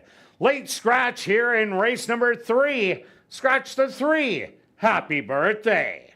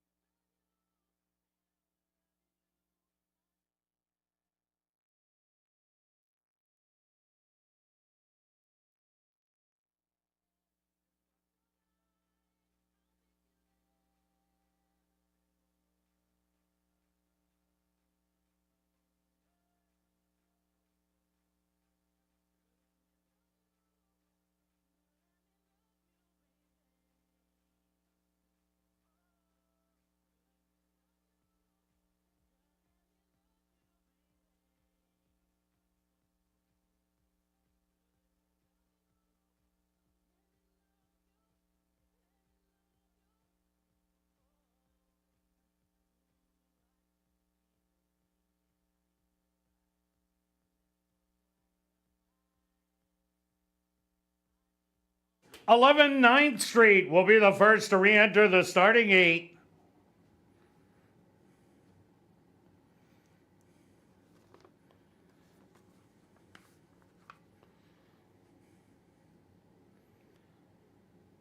Jackie's Thunder, the next to go in.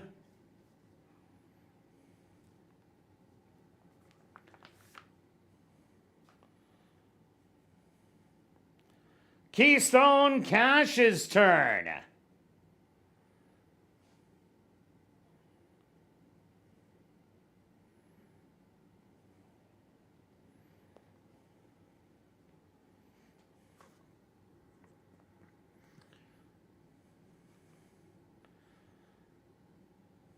Just a Pose steps up and in. Just 2 left to load. Devil's Time.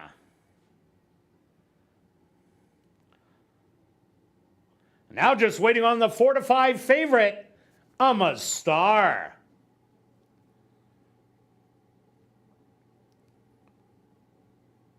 The field is set. They're at the post. And they're off. From the middle of the track, just a pose away well to the outside. Devil's Time. And now Star dragged to the early lead and opens up by 3. Back to second, Devil's Time. Just a pose on the outside in third. Back in fourth, Jackie's Thunder on the rail. Then it's 11th 9th Street, and your trailer will be Keystone Cash. 23-2 the opening quarter, and Star has opened up on the field by 6. Devil's Time still in second. Just a pose starting to get rolling from third, and then 5 more back to the trailers. 11th 9th Street, Jackie's Thunder, and Keystone Cash. 47-2 the half mile. They hit the head of the lane. Star with the short lead on the inside. Just a pose. These two gonna battle it out down the lane, but not for long, as Just a Pose now at the 16th pole starts drawing away. Just a Pose is gonna win by 3. Star second best. Very close for third and fourth between Devil's Time and Keystone Cash.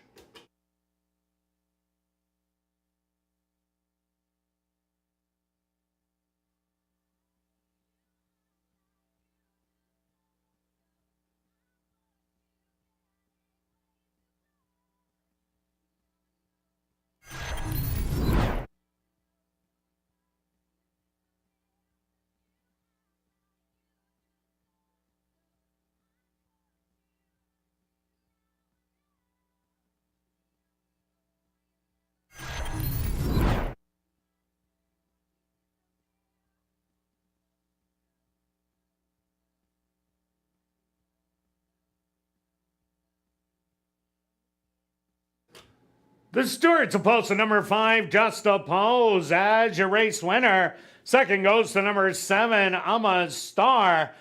A photograph has been called to determine the show position.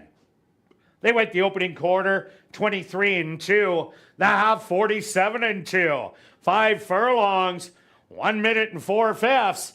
Time for the 6 furlongs, 1:14-2.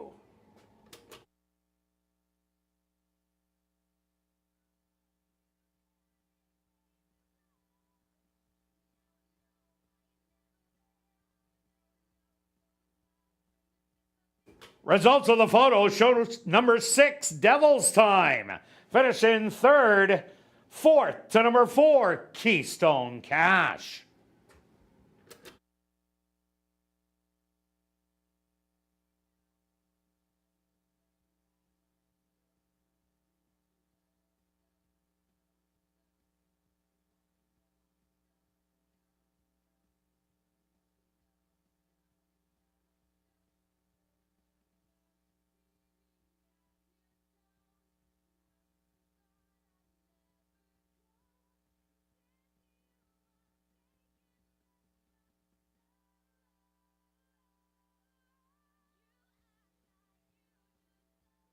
Now entering the winner's enclosure, the official winner of Charlotte's Cup.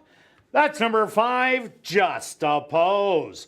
Just a Pose is a chestnut filly, 4 years old, by Kentucky Bear. Out of the mare, Knows the Pose by Going Commando.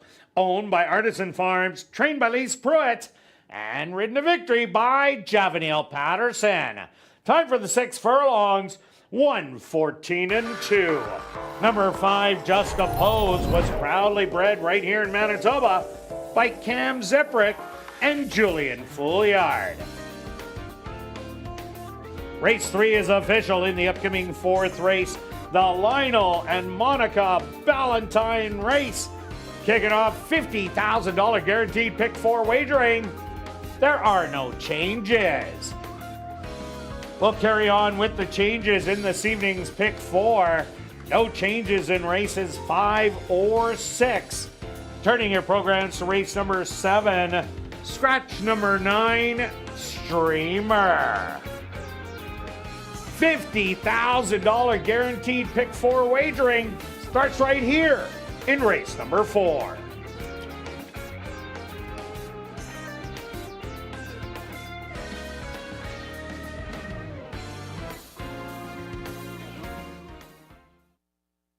And ladies and gentlemen, we've drawn our VIP Fan of the Night. Congratulations goes out to Martin O'Connor. That's Martin O'Connor. Congratulations. You're our VIP Fan of the Night. Please report to guest services on the main floor, South End. And just a reminder to get your 50-50 tickets. The jackpot is $1,970 and growing. Those tickets are 1 for 10, 10 for 20, 50 for 50, or 200 for $100. You can get your tickets at guest services, the VLT cashier's cage, from the designated 50-50 ticket seller who is walking the facility, or you can just go to 5050.asdowns.com. Ticket sales will close at 9:50 p.m. The draw will take place at 10 p.m. tonight, and proceeds will benefit Final Furlong and the Winners Foundation. And take note that you do not have to be in attendance to claim your prize. Just check our website at asdowns.com for the winning number.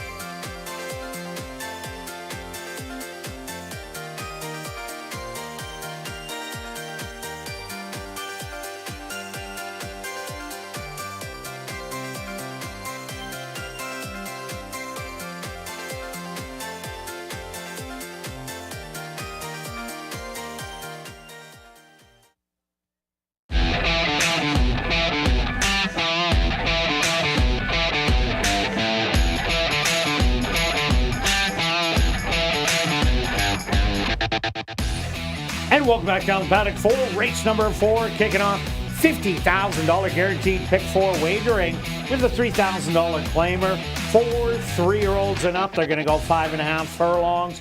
Quick look back at race number 3. Well, Stretch, I'm a Star did get the lead, but added to those seconds like you thought it might. But just opposed. Great ride by Javanil Patterson, staying on the fence all the way around and drawing off to win. Yeah, just a nice clean trip. Recognized it couldn't go with the 7 and hope the 7 would come back. 7 went a little fast, and then you're right. It was a nice ride. Those two were much the best ahead of everything. And over $60,000 in the pick 5 that goes to the pool, so it was over $450. Thanks for getting involved in that. My ticket is still going. Thank you, Kirt. Yeah, no problem. Here we go, kicking off the pick 5. As lately, it's been flying over the 50,000. I think it's gonna. I think about 80 or 90 for sure. Maybe touch the 100. We'll see how the sequence goes. It's not an easy sequence. I'm going to go to the outside horse, going off at 7-2, and that's. This horse ran a couple nice races. I like that the last race raced evenly and lost to a couple pretty good horses. That Lab Rat's a dropper that had a big race previous start. Exchequer can run, and Cajun got the lead and just kept going. This horse certainly doesn't need the lead.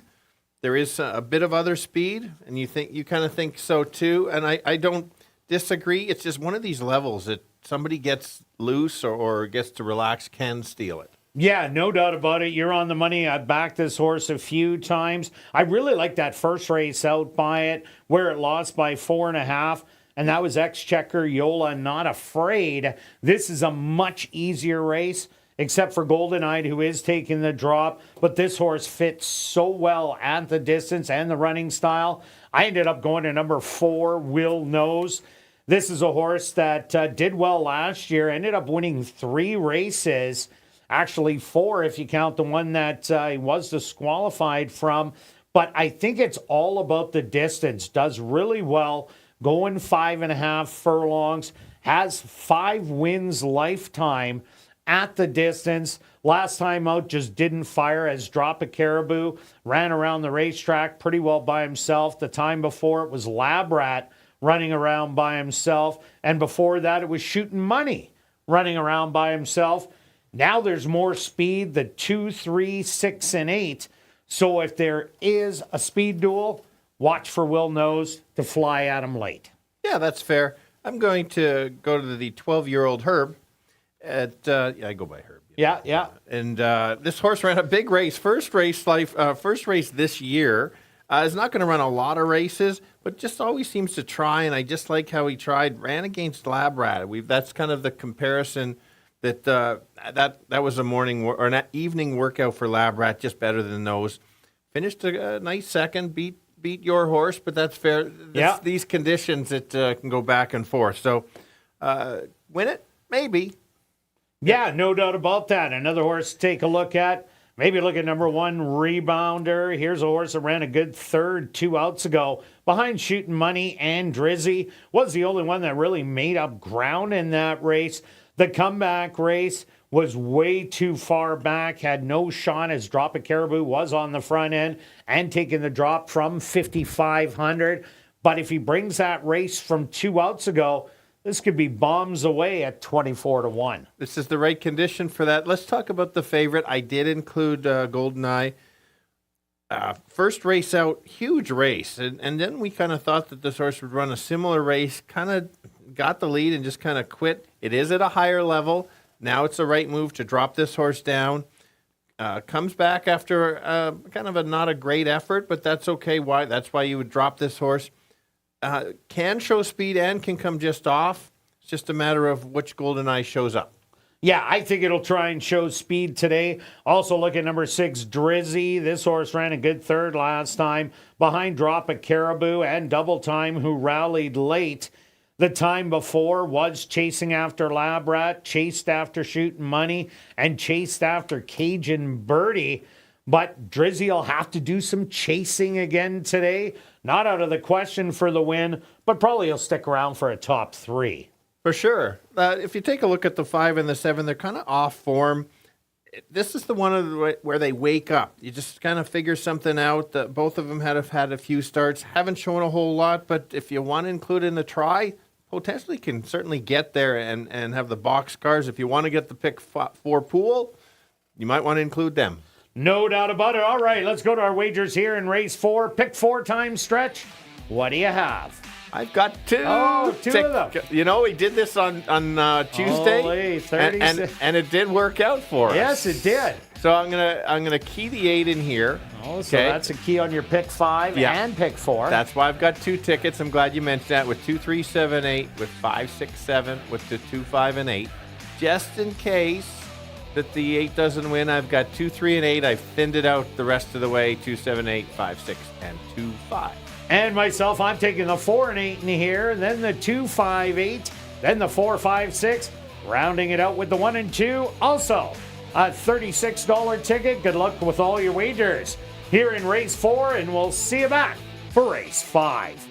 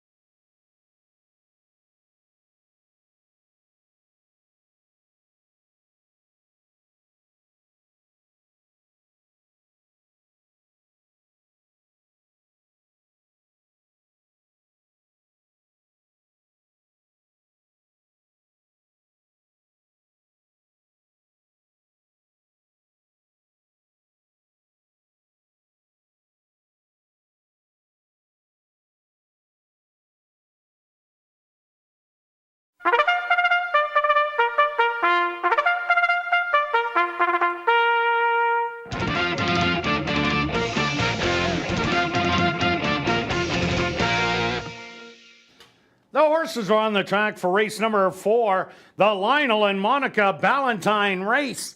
They're going to go 5.5 furlongs for $10,000. Number 1 is Rebounder, owned and trained by Norbert Cashane with Neville Stevenson. Number 2 is Herbie, owned by Sanderson Stables, trained by Bruce Sanderson with Demario Bino. Number 3 is Golden Eyed, owned by Croto Chuckwagon Team, trained by Jennifer Jordan with Dane Dawkins.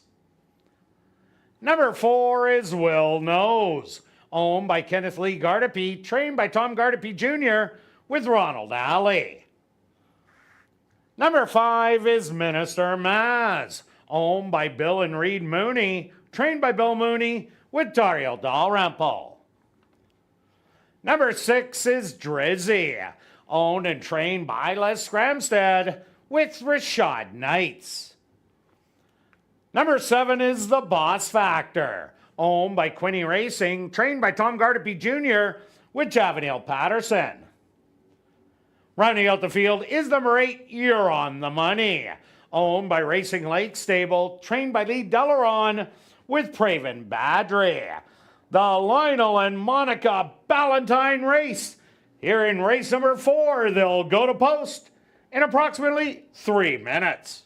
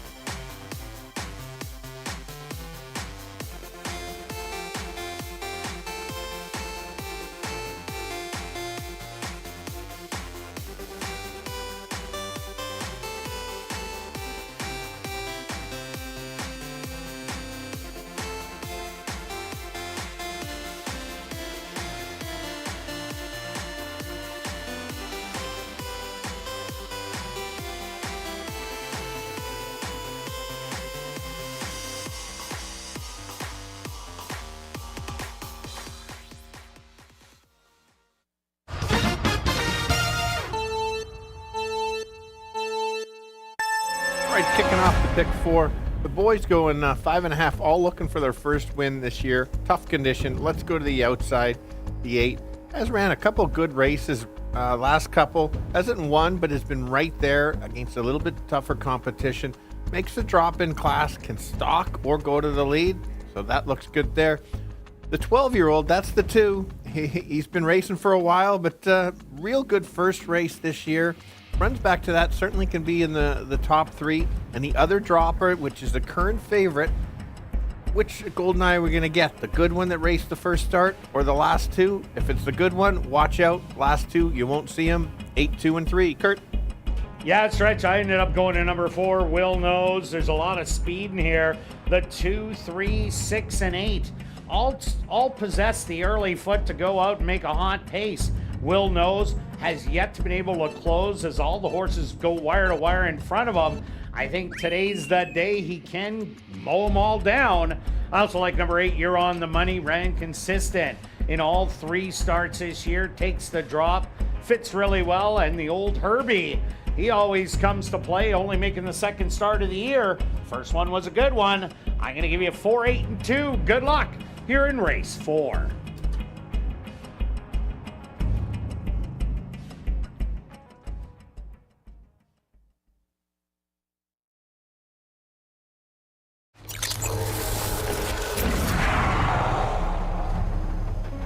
It's now 2 minutes to post time at ASD.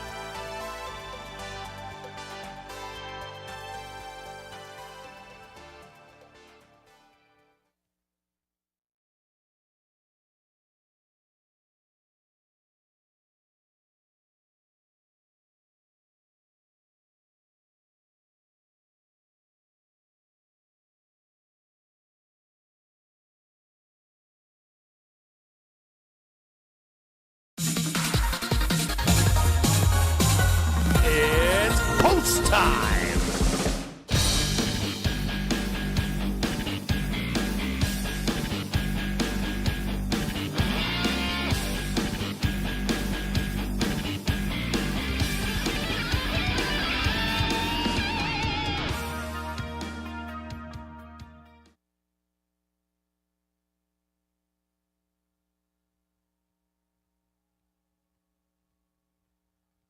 Rebounder, the first one in. Herbie now finds his spot. Goldeneye, the 6-5 favorite, walks up and in. Next up, Will Knows.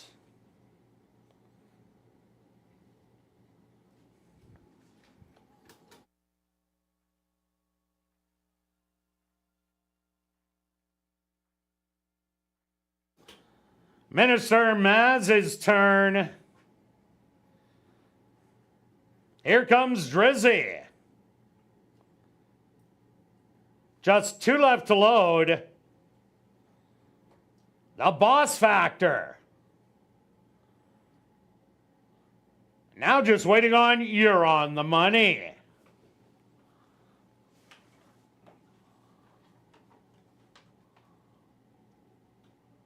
The field is set. They're at the post.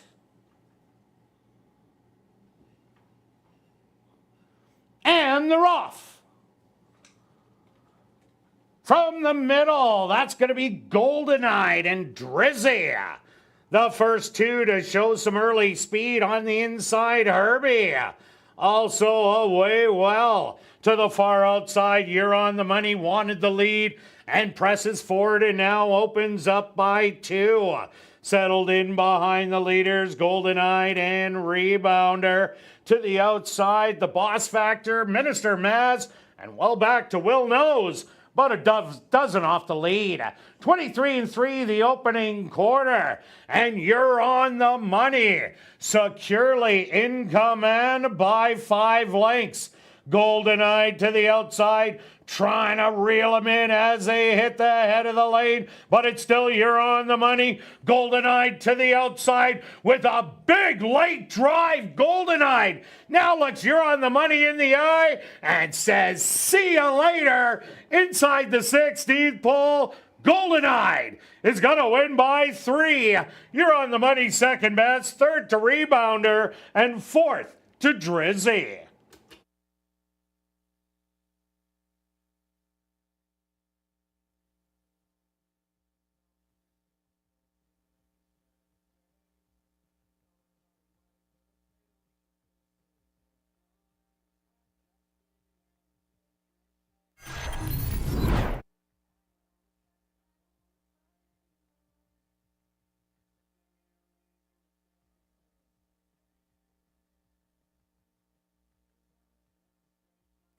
The Stewards are posted number 3, Goldeneye, as your race winner. Second goes to number 8, You're on the Money. Third to number 1, Rebounder. And fourth to number 6, Drizzy. They went the opening quarter 23-3. The half 47-3. 5 furlongs, 1 minute and 4/5. Time for the 5.5 furlongs, 107-3.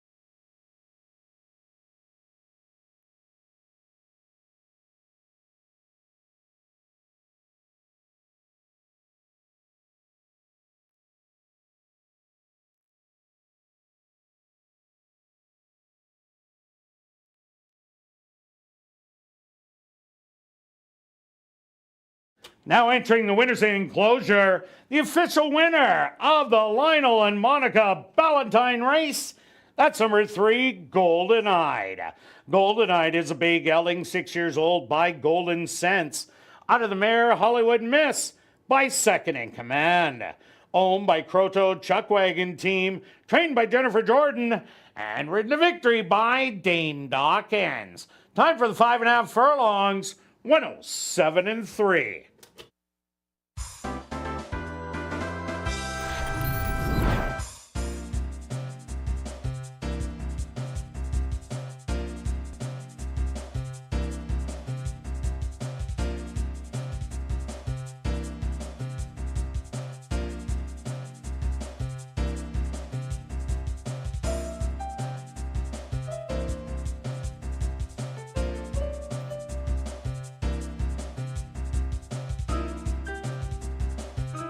Race 4 is official in the upcoming 5th race.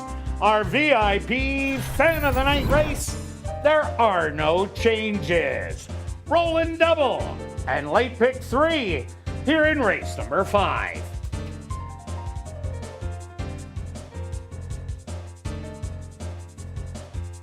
Well, be sure to join us next Monday for Manitoba Derby Night. That's Monday, August 5th, starting at 7:30 and featuring the $125,000 Manitoba Derby presented by Manitoba Liquor and Lotteries. You can enter for a chance to win a $100 win wager on a Derby horse, and be sure to wear your finest Derby attire.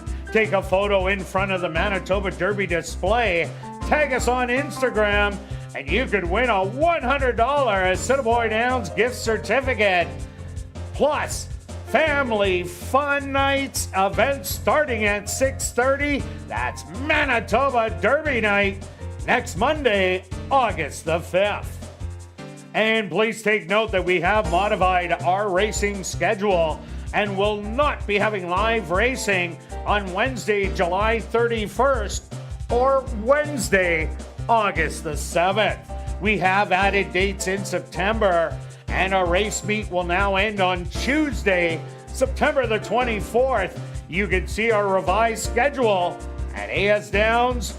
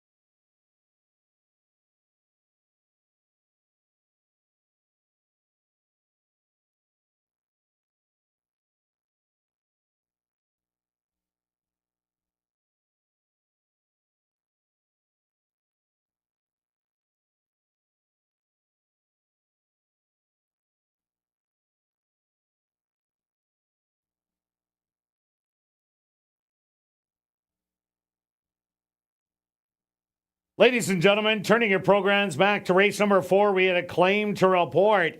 Claim for $3,000 was number 8, You're on the Money, claimed by Sons of the Lane stable trainer Lise Pruitt.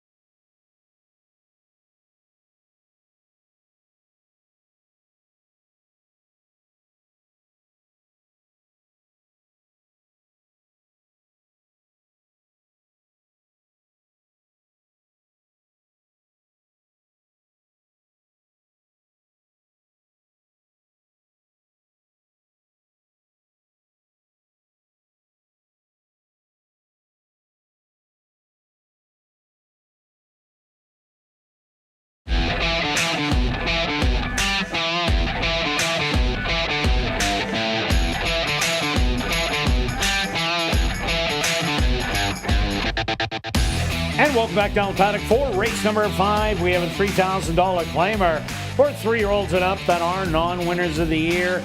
They're going to go 7 furlongs. Quick look back at race number 4. While stretch, it was all about the droppers in this race. You're on the Money reverted back to that front-running style. And Golden-Eyed, for the first time this year, decided to come off the pace, but sure looked good doing it. Yeah, both trainers found the right spot to drop, and we've seen the different claiming levels. It certainly makes a difference when you drop in class, and so yeah, they both ran a nice race. You could tell at the top of the stretch that 3 was probably going to run down the 8. You could see reverted back to his first race, that type of those type of figures. So. Yeah, and this is a horse that used to rally from off the pace all the time. All right, on to race number 5, non-winners of the year, but this time 7 furlongs. Yes, and look at the betting board. I agree with the betting board that it's wide open. The lukewarm favorite is Double Time. Double Time, has never been the favorite for a long time. I can't remember the last time. Yeah, I can't remember either. And so is my top selection. I'm not a big fan when he's the favorite. I only like him when he pays a bunch. But it's been running so well the last few races, I could not leave him out. A big race last time against Drop a Caribou, who was a dropper. 2 back, ran a nice race, came up the rail. Huge race against Not Afraid. Yeah. Also taking the drop from wide open so it's a matter of positioning. I think the 3 will be the speed. This one should be sitting just off. You did make a valid point that this horse is better on the inside. And so it's just going to be a matter of, if that's the case, then maybe not. But I just could not leave this horse off the ticket just because he's been running so well. Yeah, he'll have to drop in to get the smooth trips on the inside that he usually gets. I ended up going to number 8. Can You Hear Me Now? Won at 3,000, or didn't win. Ran a good third at 3,000 wide open. Beaten by CC's Kitten, who went wire to wire, not a cap but a card, was taking the big plummeting class. But 2 outs ago, I really liked that race in the non-3 lifetime condition where Prairie Drifter ended up going wire to wire in there. And Can You Hear Me Now? Was rallying late. Should get really good position. 2, 3, and 7 are the speed of the race. So I think might be able to tuck in on the first turn and settle just probably 2 wide off the rail and get a dream trip. That's fair. And let's talk about the 2. We both have this horse on our tickets. And so the key to this one is making that drop in class, just like the race in the previous race. Also take a look at Will Is Chill. Will Is Chill was in the first. Didn't win the first race, but ran a nice race against a stakes dropper. Yeah, so second level allowance. That's 15,000 claim. Correct. If this horse runs back to the race when it was going 7 furlongs, sitting close and making a move, they don't beat him. And even that race 2 outs ago against Rydam. Rydam ran second for 7,500, ran second for 5,500 wide open. Big shot on the inside speed. I also like number 5, Celerity. Celerity ran a good race 2 outs ago, but smart call. Ended up battling on the front and lasting to the wire, maybe sometime.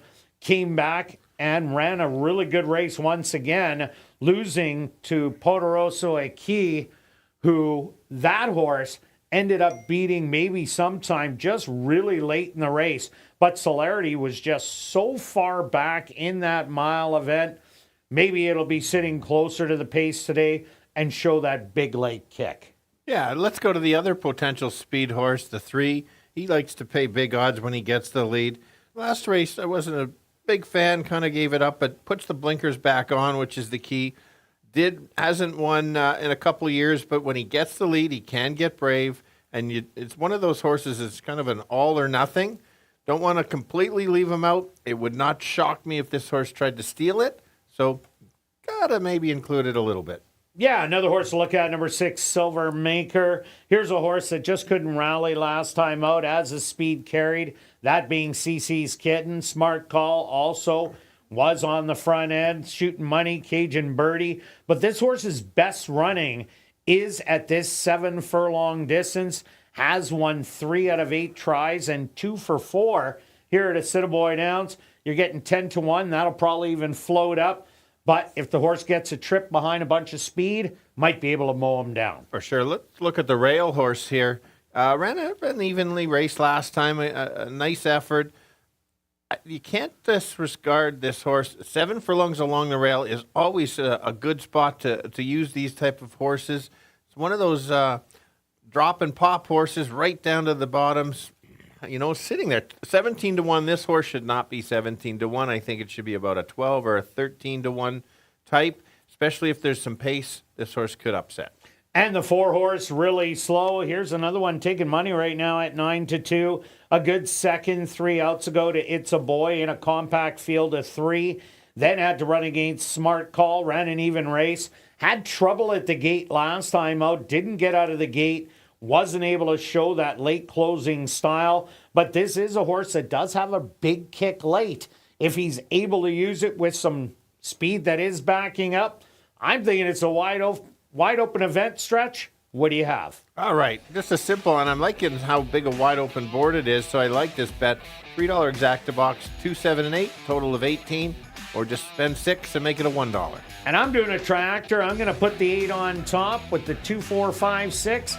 With the 2, 4, 5, 6, a $1 one is 12. Maybe wedge the 8 in there. Maybe you should put the 8 in second. Just saying. Well, I should probably put it in third. That's where it's going to come. But I don't have your money, Stretch. So let's go right on top. Swing for the fences. Make it a $2 one for 24. Good luck with all your wagers here in race 5. We'll see you back for race 6.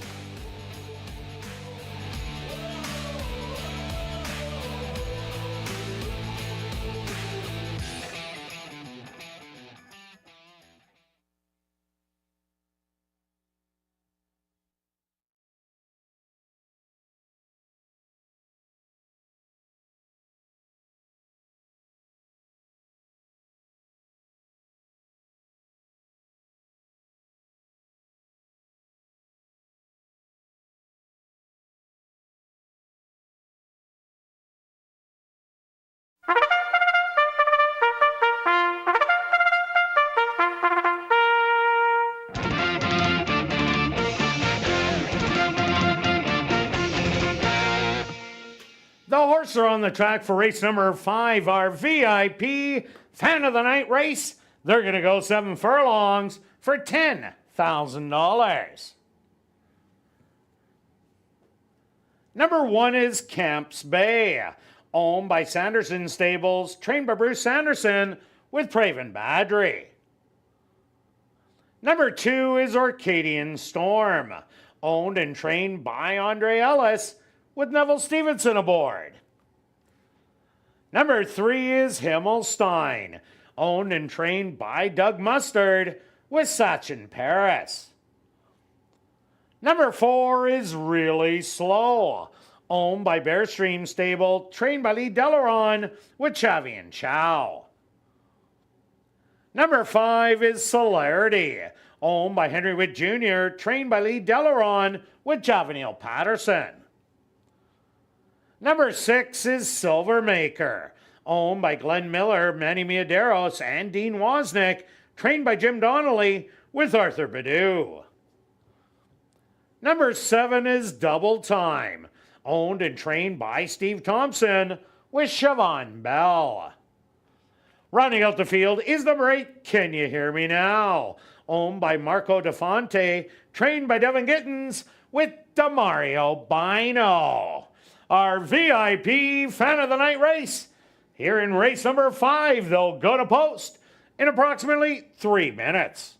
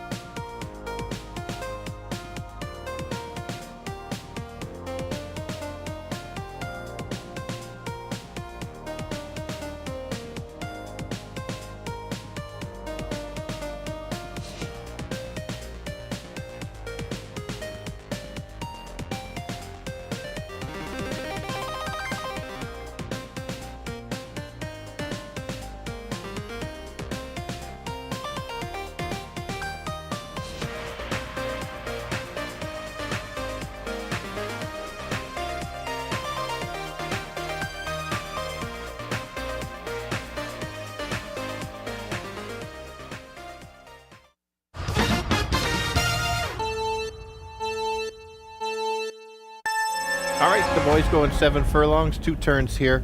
Let's go to the outside 7 horse. Good betting board. Who knows who's going to be the favorite by post time? Double time. Bunch of good races. Already actually has a win this year, so has the advantage there. A good second place finish last time against a slightly better horse. Does like to go the 2 turns. Has a couple wins at the distance. Got to include that. Don't forget the 8 on the outside. Doesn't win very often, but the figures say this horse certainly can be there. And the co-favorite, the 2 along the rail, actually has also a win this year. Couple good starts. 7 furlongs might be the distance. Sit just behind and take a late move. 7-8-2. Kirt. Yeah, Stretch, I agree. A wide open affair. Number 8, Can You Hear Me Now? Yes, the horse has only won 2 lifetime, but hit open 3,000 last time out and lost to a wire-to-wire winner and a dropper in the previous start. Made a good late rally to run 3rd. There's a lot of speed in here, so should get good positioning. I also like number 5, Celerity. Last time out was just way too far back.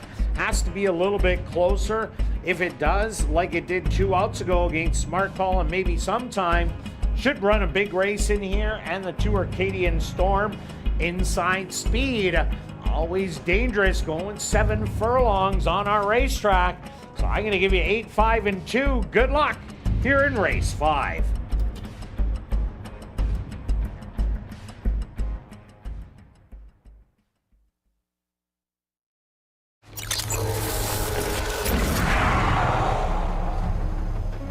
It's now 2 minutes to post time at ASD.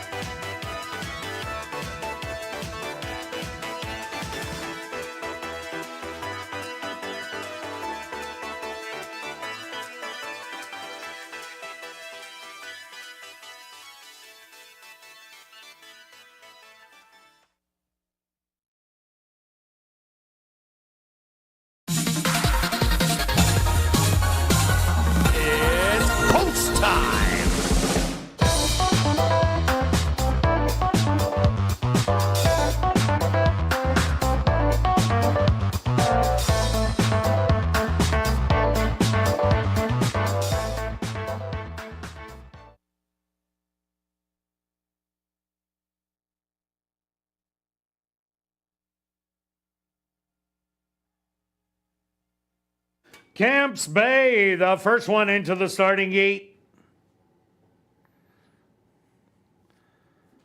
Here comes the lukewarm favorite at 5-2, Arcadian Storm.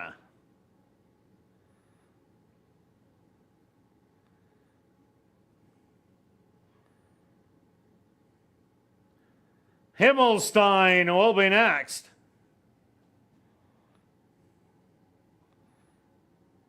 Next up, Really Slow. Celerity set to go in.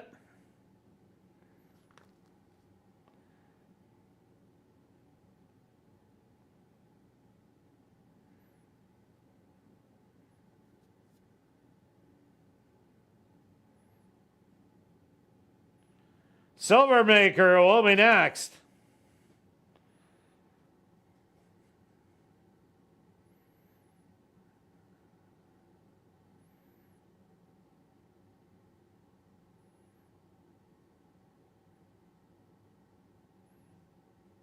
Just 2 left to load.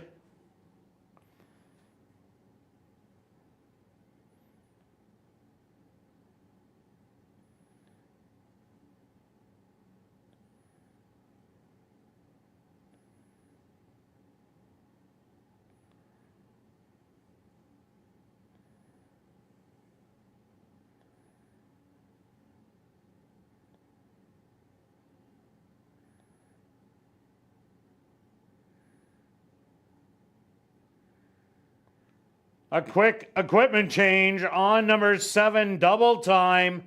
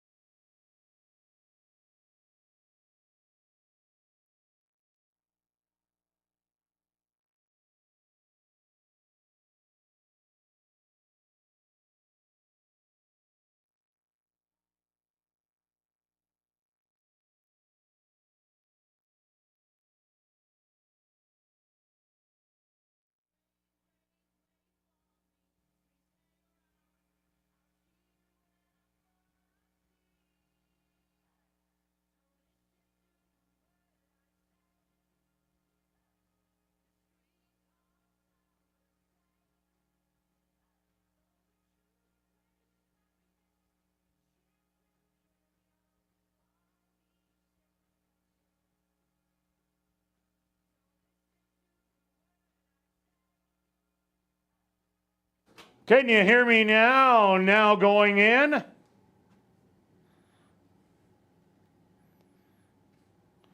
Arcadian Storm a little fractious in the gate.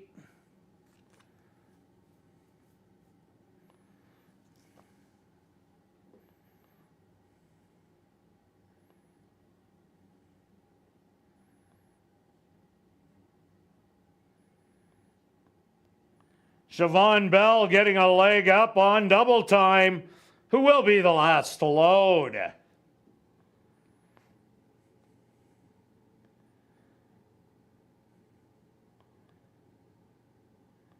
Double Time is in. They're at the post.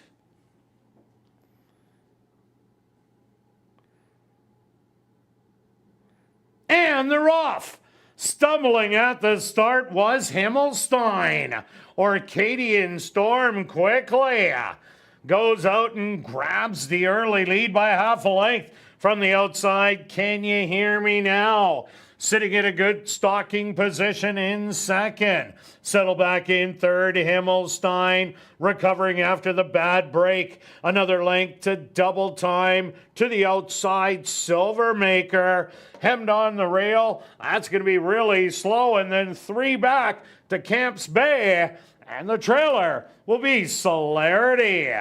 Arcadian Storm, still the leader, and has got that lead by a length and a half. Can you hear me now?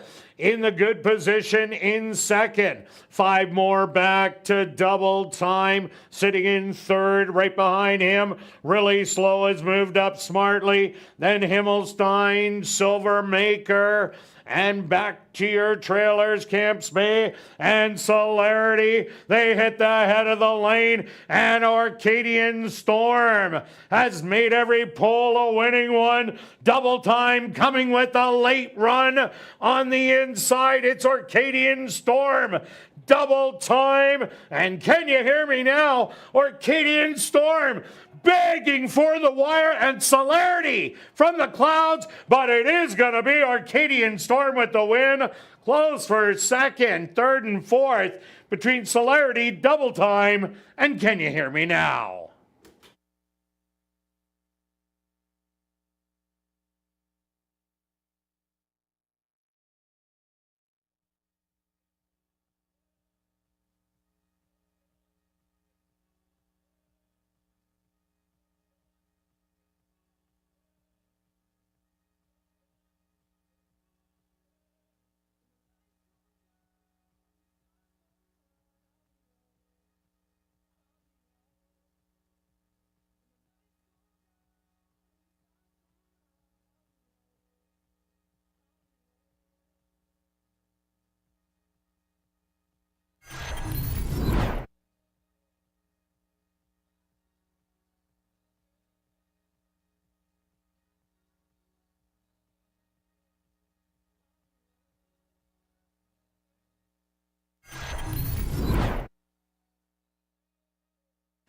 The stewards have posted number 2, Orcadian Storm.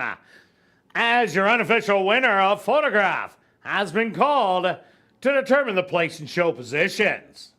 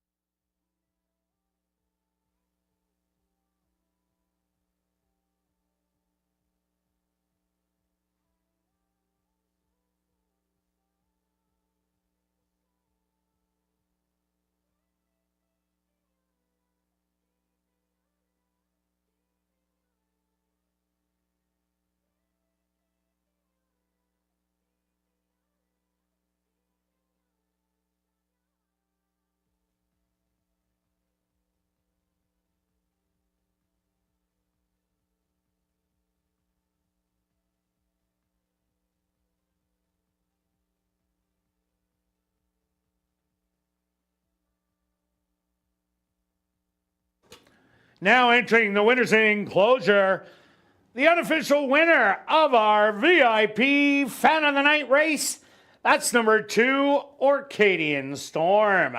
Orcadian Storm is a dark bay or brown gelding, 6 years old, by Parker's Stormcat, out of the mare Pretty Witty by Sharp Humor. Owned and trained by Andre Ellis, and ridden to victory by Neville Stevenson. Congratulations goes out to owner-trainer Andre Ellis for the first lifetime win as a trainer.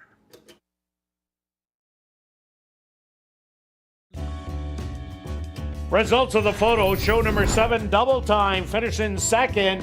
Third goes to number 8, Can You Hear Me Now? And fourth to number 5, Celerity.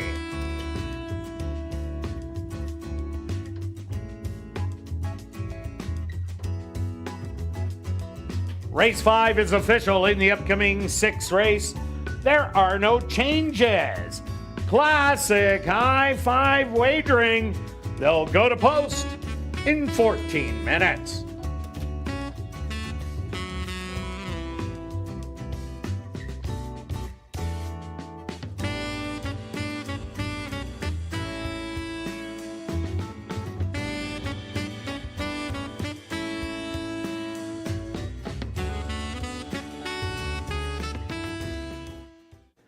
And you better hurry and get your 50-50 tickets.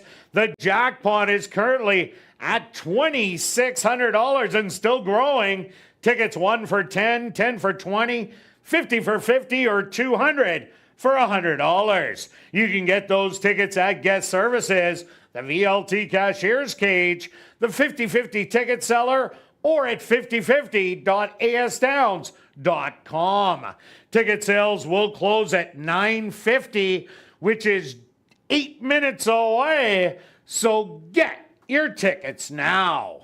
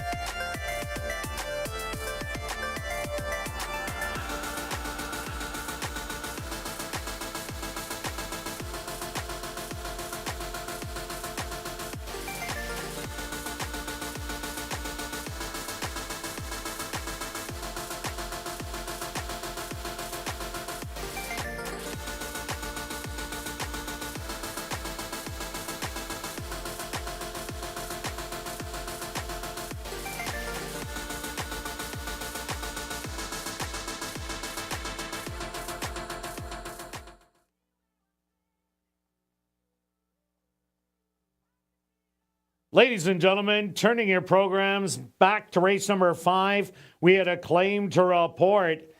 Claim for $3,000 was number 8, Can You Hear Me Now? claimed by Cheap Laughs Racing trainer Shelley Brown.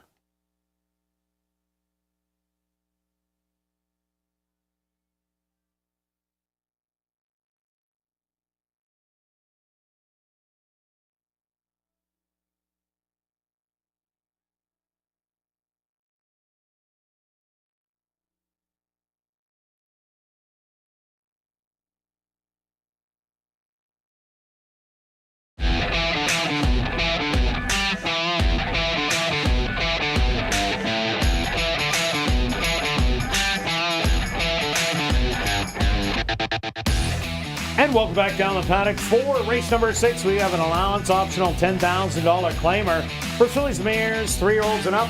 They're going to go 7 furlongs. Quick look back at race number 5.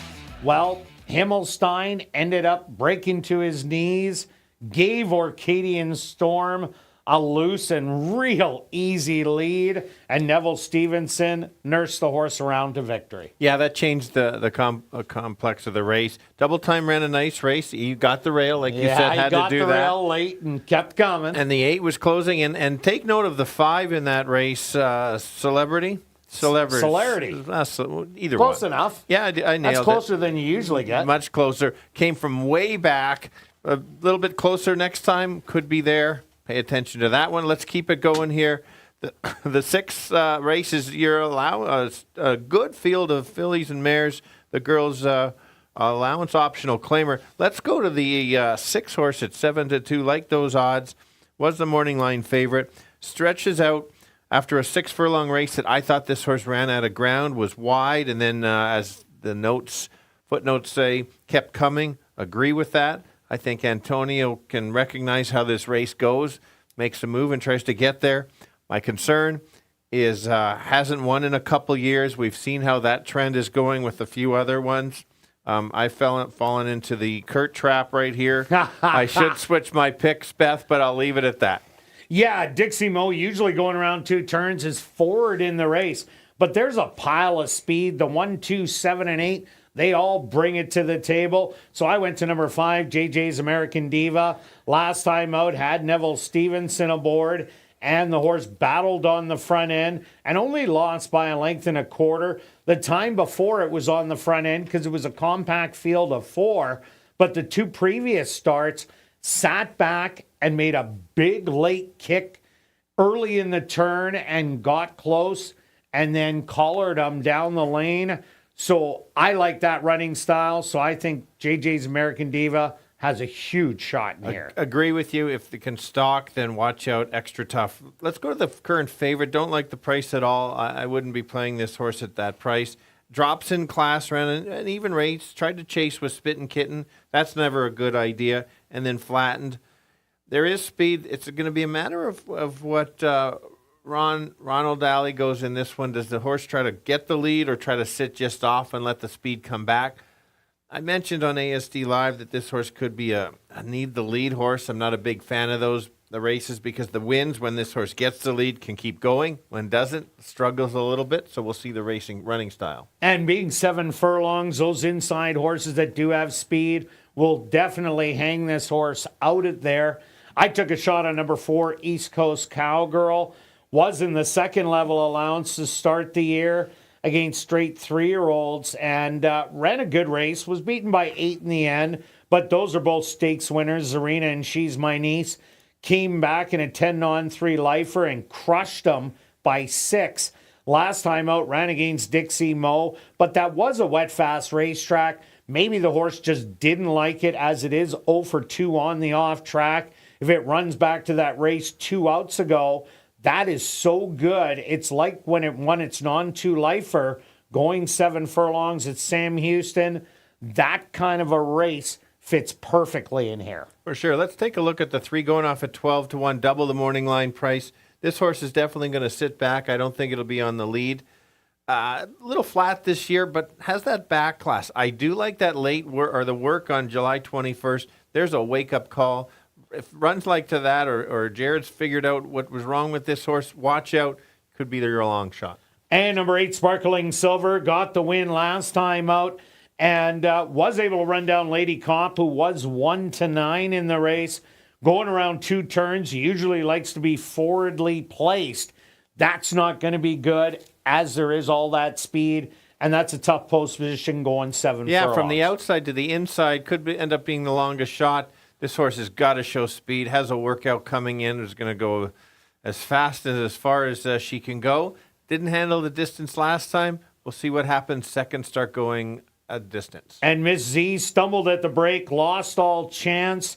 This horse, the last time it went 2 turns, ran against Dixie Mo and also Kate's Princess. This could be the speed of the speed, and if that is the case, she does have a chance to go all the way around.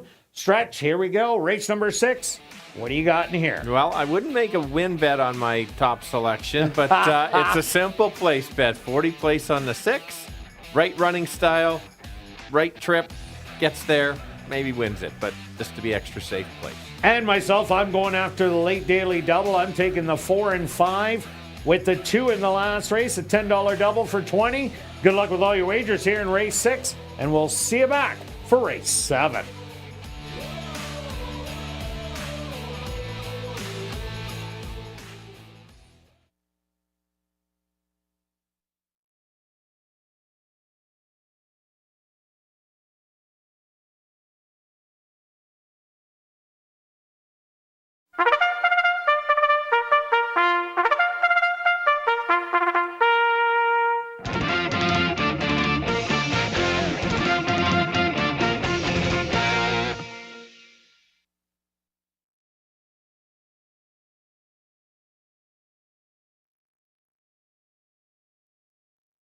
The horses are on the track for race number 6. They're going to go 7 furlongs for $16,500. Number 1 is I've Got All Night, owned by Dark Cloud Racing, trained by Jamie Hartman with Javanil Patterson. Number 2 is Miss Z, owned and trained by Doug Mustard, Rashad Knight's aboard. Number 3 is Spun Line, owned by King Couture and Sharon Newell, trained by Jared Brown with Demario Bino. Number 4 is East Coast Cowgirl, owned by Henry Witt Jr., trained by Lee Delaron with Sven Balrup. Number 5 is JJ's American Diva, owned by A2 Thoroughbreds, trained by Michael Nault with Praven Badry. Number 6 is Dixie Mo, owned by Jerry Gowdy and Rick Wise, trained by Rick Wise with Antonio Whitehall. Number 7 is Sherilyn Gogo, owned by Norm Suderman and Wendy Anderson, trained by Wendy Anderson with Ronald Alley. Rounding out the field is number 8, Sparkling Silver, owned by 2 Points Ranch, trained by Carl Anderson with Dane Dawkins. Classic high-five wagering here in race number 6. They'll go to post in approximately 3 minutes.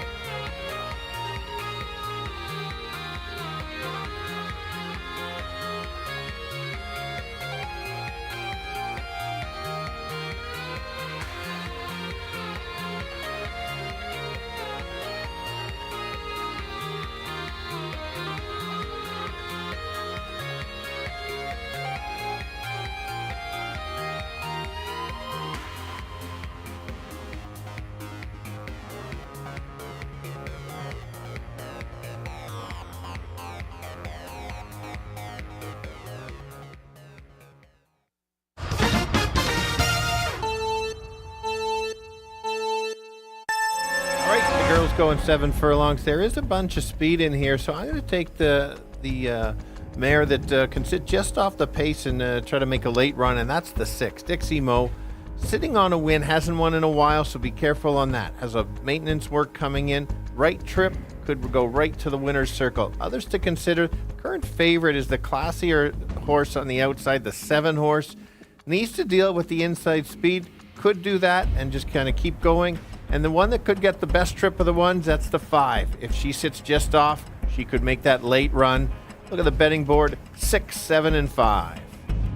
Yeah, Stretch, I did go to the 5, JJ's American Diva. With all the speed that's in here, I think she reverts back to her off-the-pace running style that Praven Badri showed in the first 2 starts. The last 2 times was forwardly placed in smaller fields. So I think she's going to try and run them all down. I do like Dixie Mo sitting on a win right now. Good second last time to Eagle Express. And I'm going to round it out with number 4, East Coast Cowgirl. That's my long shot in here. Big race 2 outs ago, winning easy. I think didn't like the off track. Fast today, 5, 6, and 4. Good luck here in race 6.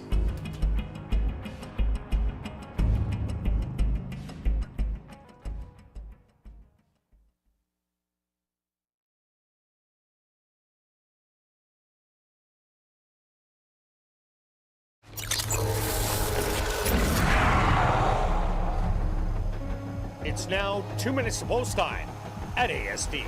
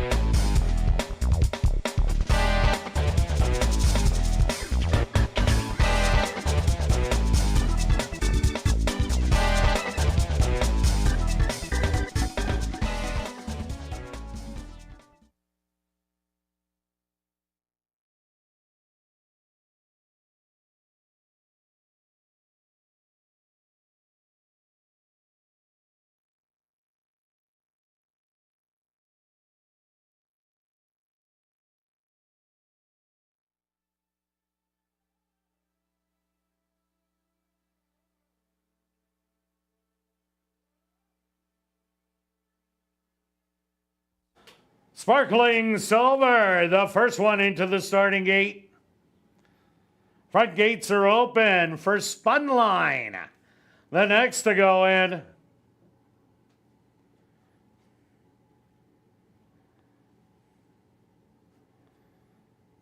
I've Got All Night from the inside steps up. She's in. Miss Z is next.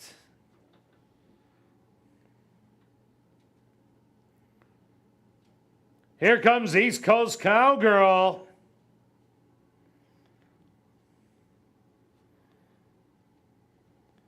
JJ's American Diva. She's in. Just 2 left to load. Dixie Moe.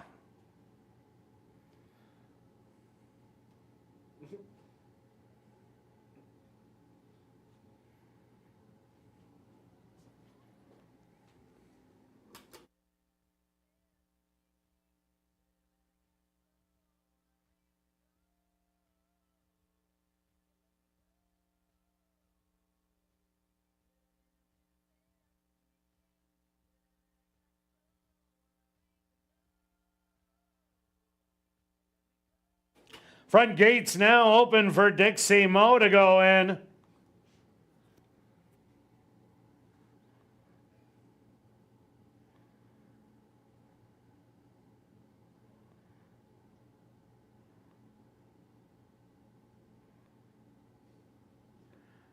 Great job by the gate crew.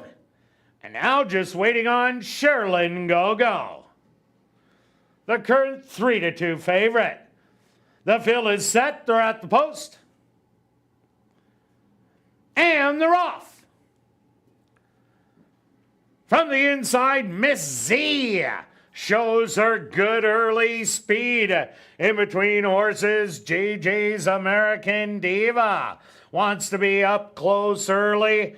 And she's going to be getting right there down to the rail. To the outside, Dixie Moe and Sherilyn Go-Go, 3 and 4 wide. Then it's Spunline sitting back. In behind them, another length sitting as a pair. I've Got All Night and East Coast Cowgirl. They're the early trailers. 25 and 1 the opening quarter. Now a trio on the front end as Miss Z, JJ's American Diva, and Sherilyn Go-Go. They're going to battle it out with 3/8 of a mile to go. Dixie Moe sitting in a perfect spot through a half in 49 and 1. Spunline hugging the rail and trying to make a move. Sherilyn Go-Go and Sparkling Silver, they hit the head of the lane, and it's Sherilyn Go-Go.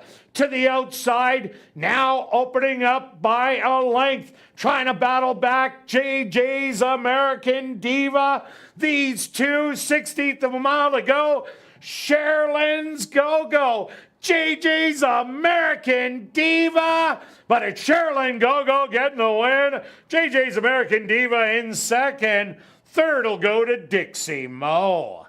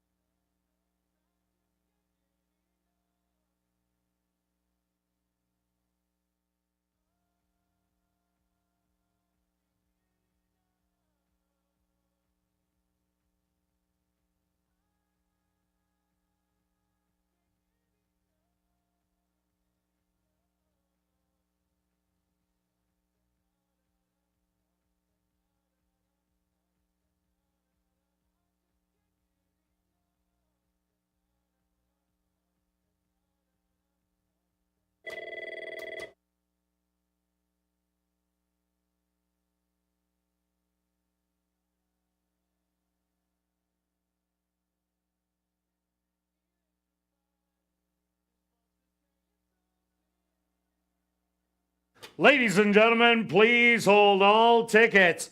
We have a rider's objection here in race number 6. Praven Badri aboard number 5, JJ's American Diva, has claimed interference against Ronald Alley and number 7, Sherilyn Gogo, deep in the stretch drive.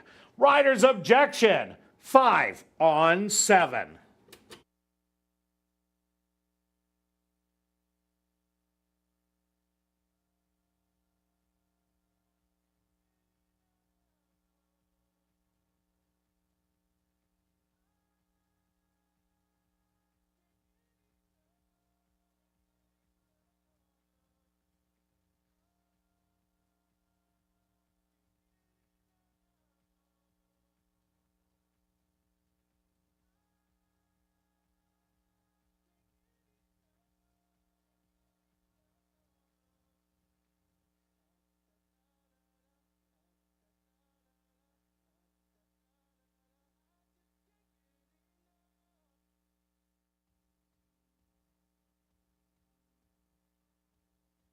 Now entering the winner's enclosure, the unofficial winner here in race number 6, that's number 7, Sherilyn Gogo. Sherilyn Gogo is a bay filly, 4 years old, by Buckero, out of the mare Cute and Beautiful by Warrior's Reward. Owned by Norm Suderman and Wendy Anderson, trained by Wendy Anderson, and ridden to unofficial victory by Ronald Alley. Time for the 7 furlongs, 1:29 and 4.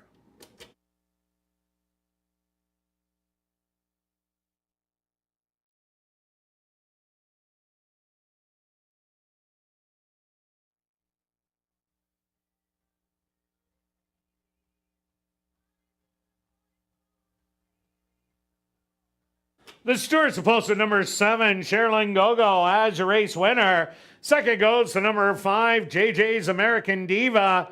Third to number 6, Dixie Mo.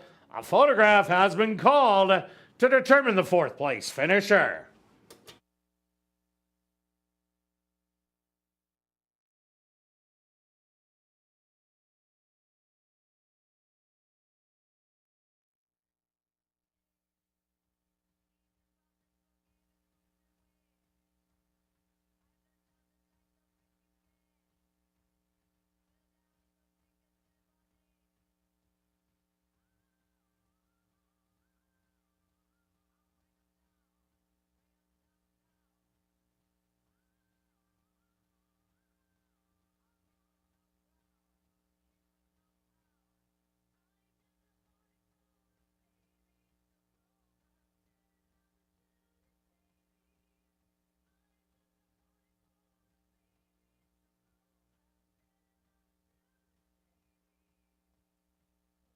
Results of the photos show number 4, East Coast Cowgirl, finished in 4th. 5th goes to number 8, Sparkling Silver.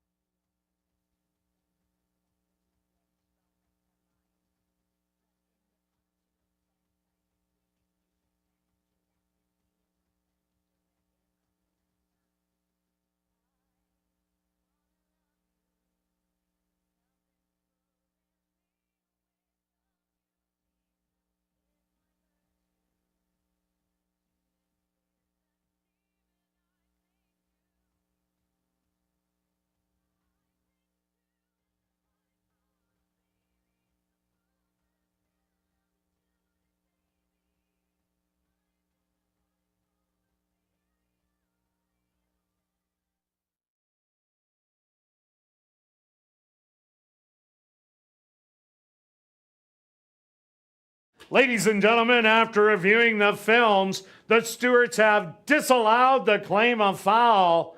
7, 5, 6, 4, and 8 will become official.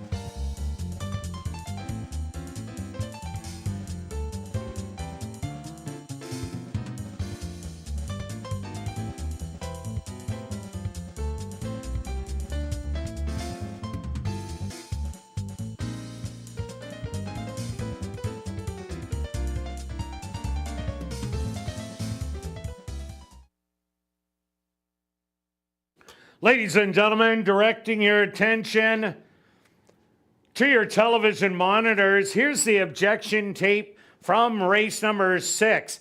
Pay special attention to the horse to the far right of your screen. That's number 5, JJ's American Diva and jockey Praven Badri. And to the left in orange, that's number 7, Sherilyn Gogo and jockey Ronald Alley. And this is the South Tower head-on shot. We're going to show it one more time. The objection was 5-on-7. And as you can see, coming down to the wire, after reviewing the films, no change was warranted.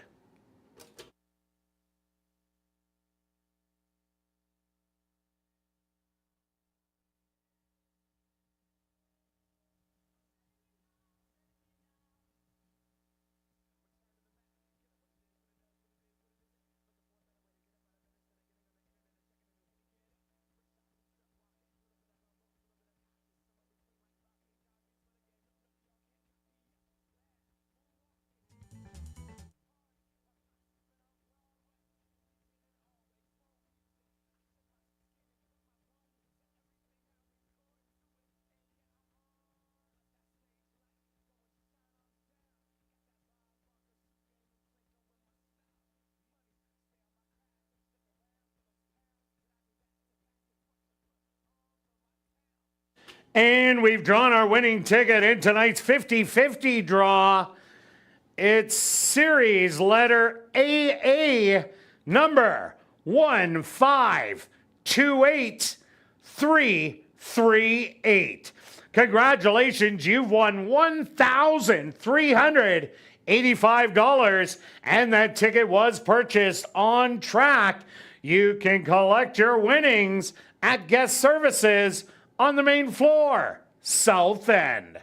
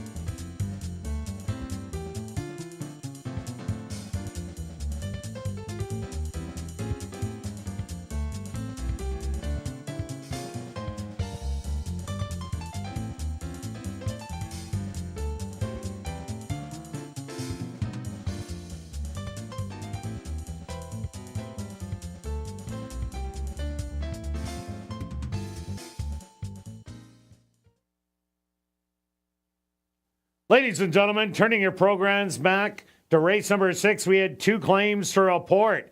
First off, claim for $10,000 was number 6, Dixie Mo, claimed by Pierre Esquirol, trainer Wendy Anderson. Also claimed for $10,000 was your race winner, number 7, Sherilyn Gogo, claimed by A2 Thoroughbreds, trainer Michael Nault.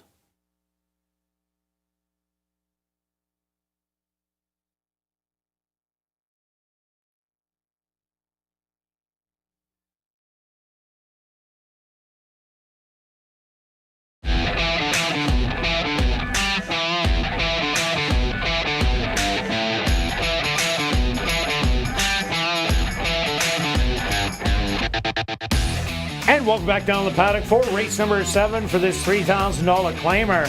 For fillies and mares 3 and up that are non-winners of the year, they're going to go 7 furlongs. Scratch number 9, Streamer. Quick look back at race number 6. Well stretched, Sherilyn Gogo made a nice middle move and ended up proving to be best in the end. Yeah, the class took over. Real good ride by Ali again, just kind of sitting out there, kind of thinking the horse is kind of in the lead. Even move, took over. Nice stretch battle to the end. Just the class kind of took over a little bit. But let's finish off with another non-winners. I'll start with my top selection, the 5. I think this horse could go gate to wire. There's maybe a little bit other speed, but we've seen some early battles and the speed kind of carry just like the last race. So if things can clear, keep going, right there. Yeah, I like number 2, I Ladies. Had a couple of second place finishes. Last time, 3rd place.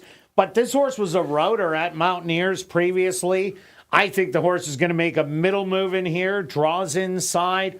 We'll get a dream trip. Absolutely. Do like your pick. Let's go to the outside, the 8. Finished with a lot of run last time. Can't get too far back. We saw if the horses are too far back, they're not getting there. So if Badri can get this horse in a right spot, certainly could pick up the pieces. And another bombs away, number 1, Scarlet's Flower. Draws post position number 1. This will be a rail hugger in here. Won't be anywhere near the pace. Needs a heated pace for it to show its closing ability.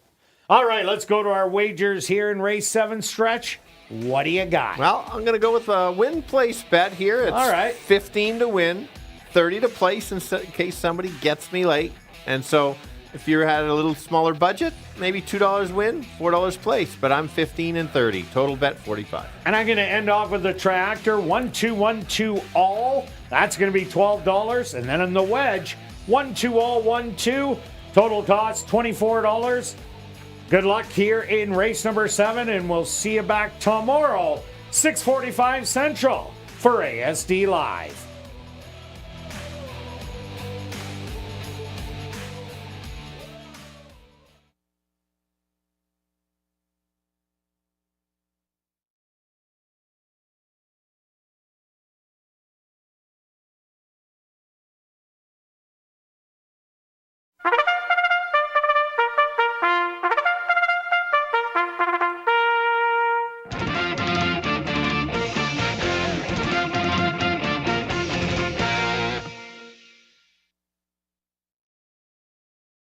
The horses are on the track for race number 7.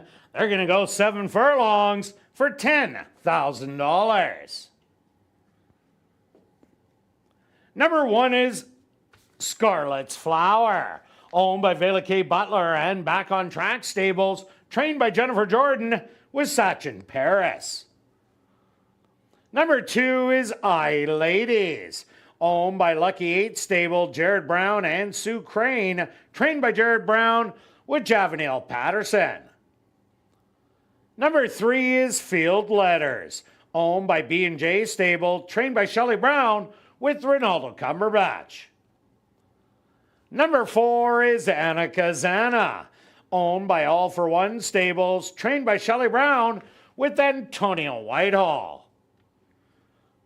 Number 5 is Runaway A-Train, owned by Henry Witt Jr., trained by Lee Delaron with Chavi and Chow. Number 6 is Racino, owned by Wind Dancer Stable, trained by Wendy Anderson with Ronald Alley. Number 7 is Secret Mistress, owned by Sanderson Stables, trained by Bruce Sanderson with Rashad Knights. Number 8 is She's My Priority, owned by A2 Thoroughbreds, trained by Michael Nault with Praven Badry. Number 9, Streamer, Was Scratched. Classic high five wagering here in race 7. They'll go to post in approximately 3 minutes.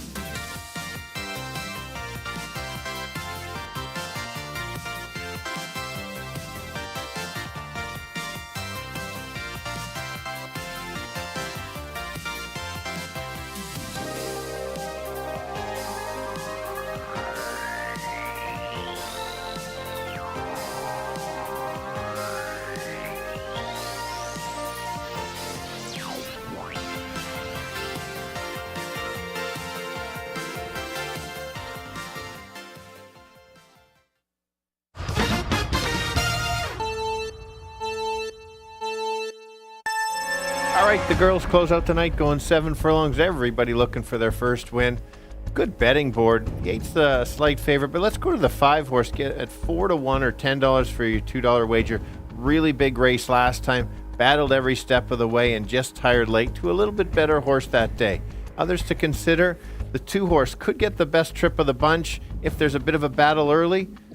She certainly can take over. The current favorite on the outside will be sitting at the back and try to make a late run. Can't get too far back or won't get there. 5, 2, and 8. Kirt? Yeah, I do like number 2, I Ladies, and I think it is going to get that good trip. Was always running route races before early on this year, coming to Assiniboia Downs. Has been running really well, but running on a ground, gets the extra ground today. Has a good running style, so it's my top play. I also like number 1, Scarlet's Flower. Should hug the rail all the way around from the back of the field. There is some speed to run at, so it might be able to just jump in there and you'll get a good price. And the 8 horse, She's My Priority, has already broke the non-winners of the year, but was disqualified. Almost got it again last time out. Maybe today's the day, so I'm going to give you 2, 1, and 8. Good luck here in race 7.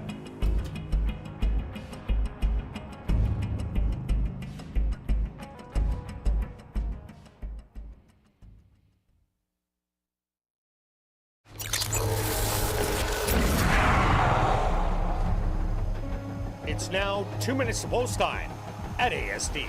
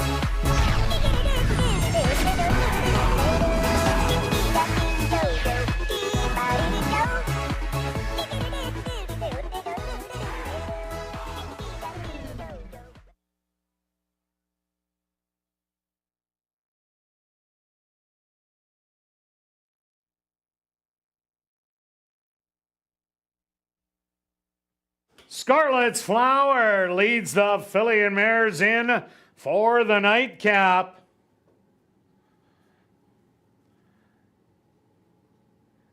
Next up, I Ladies.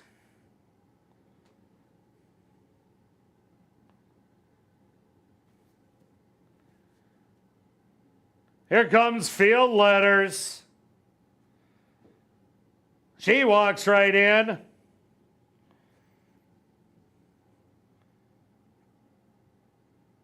Anna Kazana is next.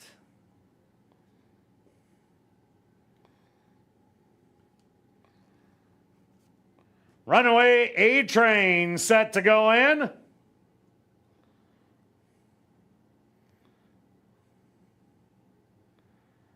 Racino walks in. Just 2 left to load. Secret Mistress.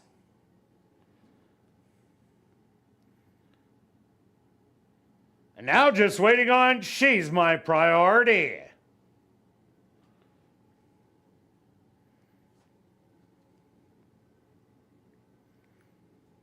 Scarlet's Flower. Little rambunctious in the gate. Now settled. And they're off. From the outside, that Secret Mistress showing speed, matched on the inside by Runaway A-Train.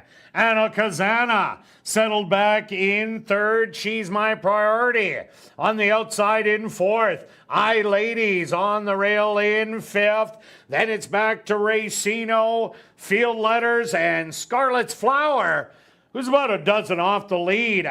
25-1 the opening quarter, and Runaway A-Train has taken over the lead by a half a length. Still pressuring Secret Mistress to the outside. She's My Priority. Starting to make up ground with I Ladies to the inside. In fifth, that's Field Letters running really well. A gap of 5 lengths back to Scarlet's Flower getting motivated. Anna Kazana and the trailer Racino. 49-1 the half mile. And Runaway A-Train has a big advantage as they hit the head of the lane, up by 4.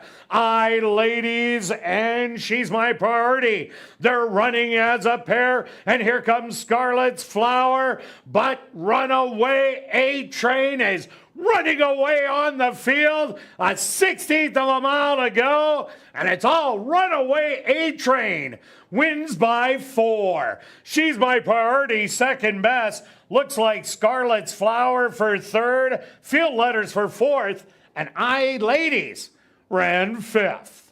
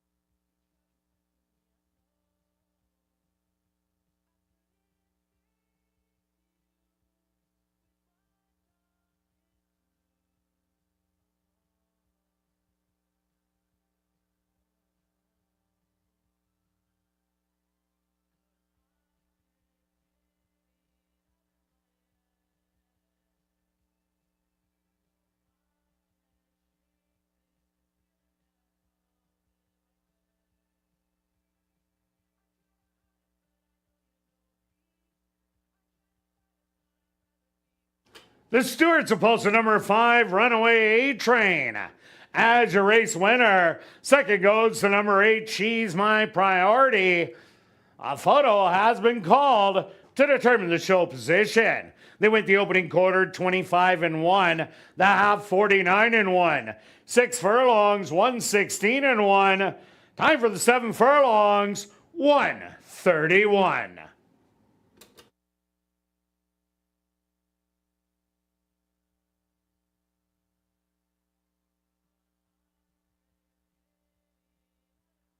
Now entering the winner's enclosure, the unofficial winner here in race 7, that's number 5, Runaway A-Train. Runaway A-Train is a bay mare, 6 years old, by Bodemeister. Out of the mare, Stefan Jess by Young Augusta. Owned by Henry Witt Jr., trained by Lee Delaron, and ridden to victory by Chavian Chow. Time for the 7 furlongs, 1:31. Results of the photo show number 1, Scarlet's Flower, finishing 3rd. 4th goes to number 3, Field Letters, and 5th to number 2, I Ladies. Also, congratulations goes out to trainer Lee Delaron, who scores the bookend double. 2 wins for trainer Lee Delaron.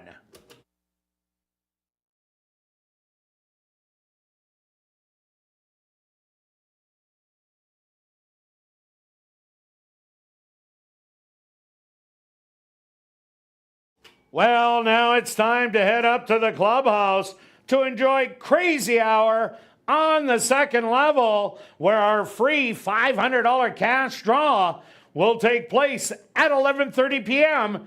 in the VLT Lounge, as well as beer, shots, and wine, just $5 and 25% off all appetizers. And remember, racing resumes tomorrow at 7:30.